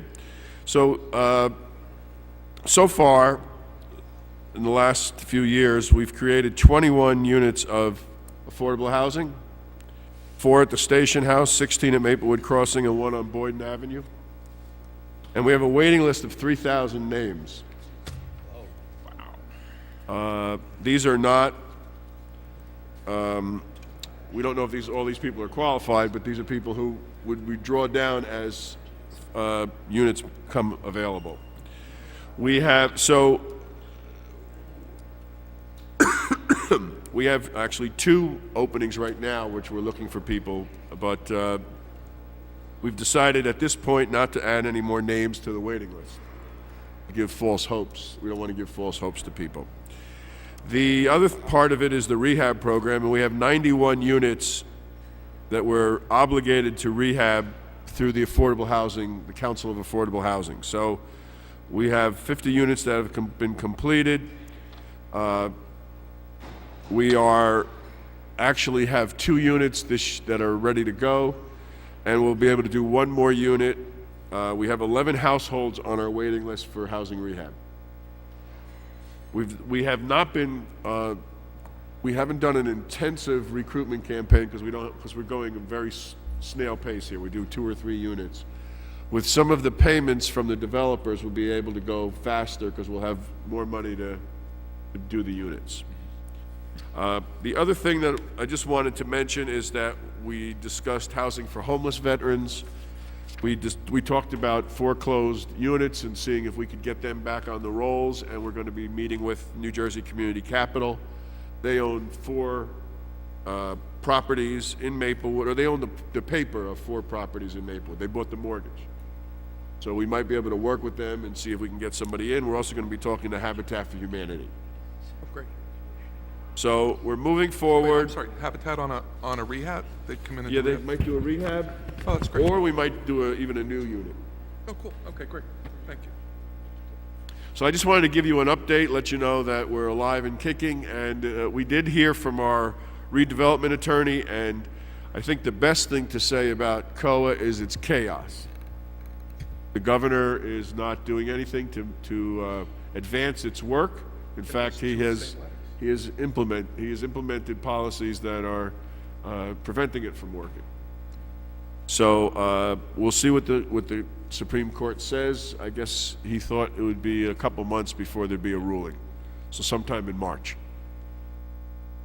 And the worst ruling would be a developer's remedy, which means that a developer can sue a town, even a town like ours that has protection from a developer suit, and could actually get a higher density development than we would want by providing. You say protection, I'm not sure what it would. Right now, because we have a certified plan that says how we're going to meet our obligation, we're protected from any developer coming in and wanting to sue us to do development. Mayor, if I may just add? Sure. We asked Mr. Serenian if there were things that we could do to try to help ourselves, insulate ourselves from that potential. He made some suggestions. One of them is to have an active affordable housing committee, which the township does. He suggested, what do you call it, a catalyst resolution, which he sent to us in December, and you passed that resolution already. So that's there. And of course, you have a positive track record of trying to do these things. So in terms of positioning and protecting the township, I don't think there's anything else that you could do. Mr. Serenian didn't. So there's really no idea. I think his thought is that eventually the courts are going to have to process this, and it's going to be chaos, as the mayor said. Okay, so the second item is Elite Properties. We received a letter from David Cecchio asking us to make some changes, actually a letter and a check. He received a check as required, or he sent the check as required, at least that's what the email said. Yes. The check came in, okay. So it's required by the plan. We talked about this at the last meeting. We briefly talked about it. Everyone was in favor except for Mrs. Larrier. She had some concern about the project. Since we have received an official request, I thought it would be proper to bring it back here and just make sure that we want to move forward with this. What this would mean is contracting with our planning consultant to draft the changes that are recommended. These changes have been negotiated with the developer by the Economic Development Committee, and they consist of changing the proposal from a 8-unit townhouse style condominium to a apartment complex that would have 25 apartments. 23 two-bedroom and 2 one-bedroom apartments. So, can we get a motion to engage your consultant to move forward with this? I would move that. Second. Okay, any discussion? Okay, please call the roll. Mr. Brownlee? Yes. Mrs. Larier? No.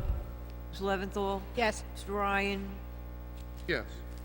Mayor DeLuca? Yes. Passes. Okay, Mr. Manning, so you'll take care of that? Yes. Okay, thank you. And the last item is something we talked about at the last meeting, and Mr. Desiderio has crafted some language. Yeah, and I'm not sure, Mayor. I have to tell you the truth. I don't know that I circulated to anybody but you. Yeah, you may not have. I think I circulated to you to get some input back, and I don't. Yeah, and I think- told you I was going to measure my Yes, front you lawn, and I did 2 nights ago, or last and, night. And what did we decide? Well, you have an area 10 feet from the street curb, and that works on my lawn. Ah, that's not what you said. I know, but Twice it does. you told me it didn't. does. I was surprised. It still keeps it back somewhat from the, but it's workable. Is that the litmus test, that it works on your lawn? I This is just an audience about your lawn. I have a very small lawn. Apparently. He didn't want to be encroached upon his front step. But I think the problem is, it still is not clear. I guess it does. It says all other signs are prohibited from being placed within the public right of way. Okay. I might suggest that a bigger problem is that no one else has seen it but you. No, I understand. Oh, We're okay. going to send it around. Oh, We're no, going to send it around. We're going to send it around and see it and discuss it at the next meeting. I've noticed since her reelection, she's become a stickler for details. Oh, yes, yes. All right, so we'll send it around and discuss it at the next meeting. Okay? Absolutely. Public comment. Is there anyone who wants to address the Township Committee? Got anything, Carolyn? All right, seeing no one, we'll move to administrative reports. Mr. Manning? I have 11 items. No, I don't. I have nothing to report unless you have some questions.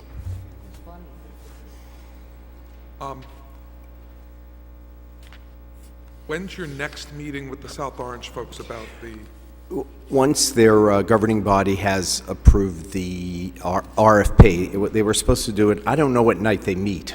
Is it Tuesday? No. Mondays. Okay, so, and it's the weeks we normally meet. No, it's they're not waiting for us. No, We're no, waiting for them. No, we're waiting for them. They just want to give the approval for the RFP. The RFP will go out. Splendid. All right, and that should be at their next meeting. Right. They couldn't do it last meeting because of the snow. Right. Great, okay, thank you. Anything else, Mr. Desiderio? Yeah, I just as a follow-up to that JAC, it's the JAC thing in South Orange. You know that the JAC there had been a lawsuit with South Orange, and that lawsuit had a settlement, and basically the JAC agreed to vacate the premises, which Maplewood is a part owner in, and South Orange agreed to dismiss the various complaints that had been filed in municipal court. Part of that settlement also included a stipulation that the JAC could file a lawsuit against Maplewood and South Orange for the value of the building. But they had to do so within 30 days from the entry of that order.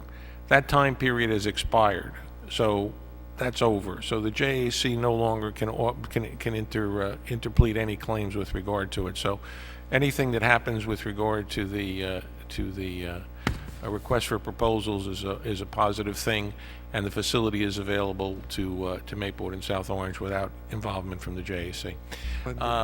So that was that. But the other thing I just wanted to do is there is actually another project that's looking to go forward in Maplewood, and that's at the PSE&G building. And Avalon Bay has taken over that project. At least a subsidiary of Avalon Bay has taken over that project, interestingly enough, from Mr. Forgione. We are very close, and we hope to have on the agenda for February 17th the financial agreement for the proposed financial agreement for that site with Avalon Bay. That will then be returnable on March the 3rd, at which time there will also be for your consideration the redevelopment agreement, which will be passed by resolution. So come March the 3rd, all things being equal, it should be in a position to present to you and then to the mayor for signature both the financial agreement and the redevelopment agreement with Avalon Bay, in which case they are up and running. And as soon as they finish up the environmental issue that seems to be the holdup, which I understand is really a week-to-week situation, they're going to get started. They're going to knock down the building and start to build that. So it's moving forward really quickly, and they're quite enthusiastic about doing it. So it's very positive to report that to you. They do have to go back to the planning board. There are some minor modifications that they have to do to an approved plan. They already have an approved plan. Some balconies that they want to put in, a couple of other things. So it's a amendment to the approved site plan? Yes. Yes. Okay. It's some minor things that have been discussed. Great. They are putting 6 affordable housing units on the site. They're making a $340,000 contribution to the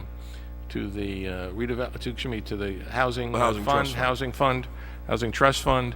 They're making a $100,000 contribution towards improvements to the parking lot at the swimming pool. Just the pool, not just the parking Oh, lot. I thought just it was, the okay, pool. it's the pool? Okay. And they are making a $10,000 contribution to the island that's right there on Boyden Avenue for improvements and future maintenance. We're enthusiastic, and we hope to get all of this on for you so you can consider it for on introduction at the 17th, February 17th, and then final for everything on March the 3rd. You know, just one thing I failed to say about the affordable housing with the 91 units that we have to rehab, that's $1.8 million. So getting an infusion of $340,000 will be a big, well, still, it's a lot faster than our $75,000 a year. You guys are working on the budget now, are you not? Yes, yeah. Okay, yeah. I just wanted to make sure I understood. I'm sorry, I just wanted to make sure I wasn't sure that I heard what you said at the end. So we're going to introduce this next meeting, and it'll be on final the first meeting in March? Yes, and in addition, you'll have the resolution to approve the redeveloper agreement. Great, thank you. You need an ordinance for the financial agreement and a resolution for the redeveloper agreement, so. Ms. Fritzen. Okay, on Thursday, we're going to have 20 employees trained in the AED and CPR, which I think is a great thing considering we now have 7 AEDs in township buildings. So that'll be Thursday for 3 hours. I also wanted to report that the next date for the ABC transfer would be March 3rd. If that's okay with the Township Committee as the local ABC, I will go ahead and schedule that for Boyden Pantry to the Maplewood Barrel. That's all I have. Thank you. Anything from Ms. Fritzen? Mr. Ryan? I apologize, Mr. Manning. I forgot to ask you something in your report. Could you just give us a sense of where we're at regarding the budget introduction? I know that your staff is working based upon input from the Township Committee, and you're going to bring something back to us regarding the personnel recommendations. Could you just give a rough idea of the time frame? What we're actually waiting for, and it could be done, I didn't see the auditors at the end of today, but I will know tomorrow if the revenues have been developed. Once that's done, then we can give you the revenue information, and we can give you the expenditures. We'll plug them all into that tax projection sheet. We'll also give you all the updates on the capital, what you've already decided, and then recommendations that we have to keep to the certain limit, and Open Space Trust Fund. If you have any questions, we have a couple of comments where we might get additional money from the fund to do some of the capital projects. The personnel issues, I'll make a recommendation and a memo to you, and then we'll have to meet, either at a Township Committee meeting, but the budget has to be introduced, I think it was by March the 14th, or was it 17th? I forget. Well, it was right around then. You answered the next question I was going to ask you, too. Thank you very much. Okay. By the 17th. 17th. Yeah. Mr. Desiderio, could you bring us up to date on the recycling court situation? Actually, I probably would, Mr. Guerrero could probably be the one to, the court situation? Oh, the court situation is it's decided. The decision is that the judge threw out all of the former bids and is said, well, he hasn't required that, that's up to the governing body, but he's basically said that neither of the two bidders, Bella or Gata, should be awarded the bid based upon the contract specifications from late last year. So it's my understanding, and Mr. Carrera can bring us up to date, that the new specs are done, and we are presently advertising with a receipt of bids. There he is at the podium. Okay. Will you be, you'll be sending us the judge's written statement? I will be happy to. Thank you. I think we got it already. Oh, The order? I sent you an email telling you what happened. He wrote a decision. Oh, I'll send okay. it. We advertised last Friday in the Star Ledger, and we have an opening date of Tuesday, February 10th. At that time, we'll review them, and we'll be ready for a recommendation for your February 17th meeting. great. You have a sense of when it'll start? March March 2nd. 1. Is the first Monday in March. Second. Yeah, because It's a we Sunday. presently have an agreement. We presently have an agreement through February. Okay, great, thank you. Thank you. Thank you, Mr. Okay, Chairman. any other questions for our staff, administrative staff? Okay, it's getting late. I have an early flight to San Francisco, so. Hi, Brownlee. Just that I'll be having my office hours next Tuesday, February 10th, from 7 o'clock to 8 o'clock p.m. at the Hilton branch of the Maplewood Memorial Library. Thank you. No report, Mayor. Yeah, as I have an early drive to Killington, I have no report. Not as Mrs. glamorous as Larrier? San Francisco, but. What's it worth to you? No, go ahead, I'm cool, because I got stuff too, so. I have no report. All right, three things. I have office hours Tuesday, 7 p.m. here at Town Hall. I just want to congratulate the Hilton branch of the library. They won a STEM award. It's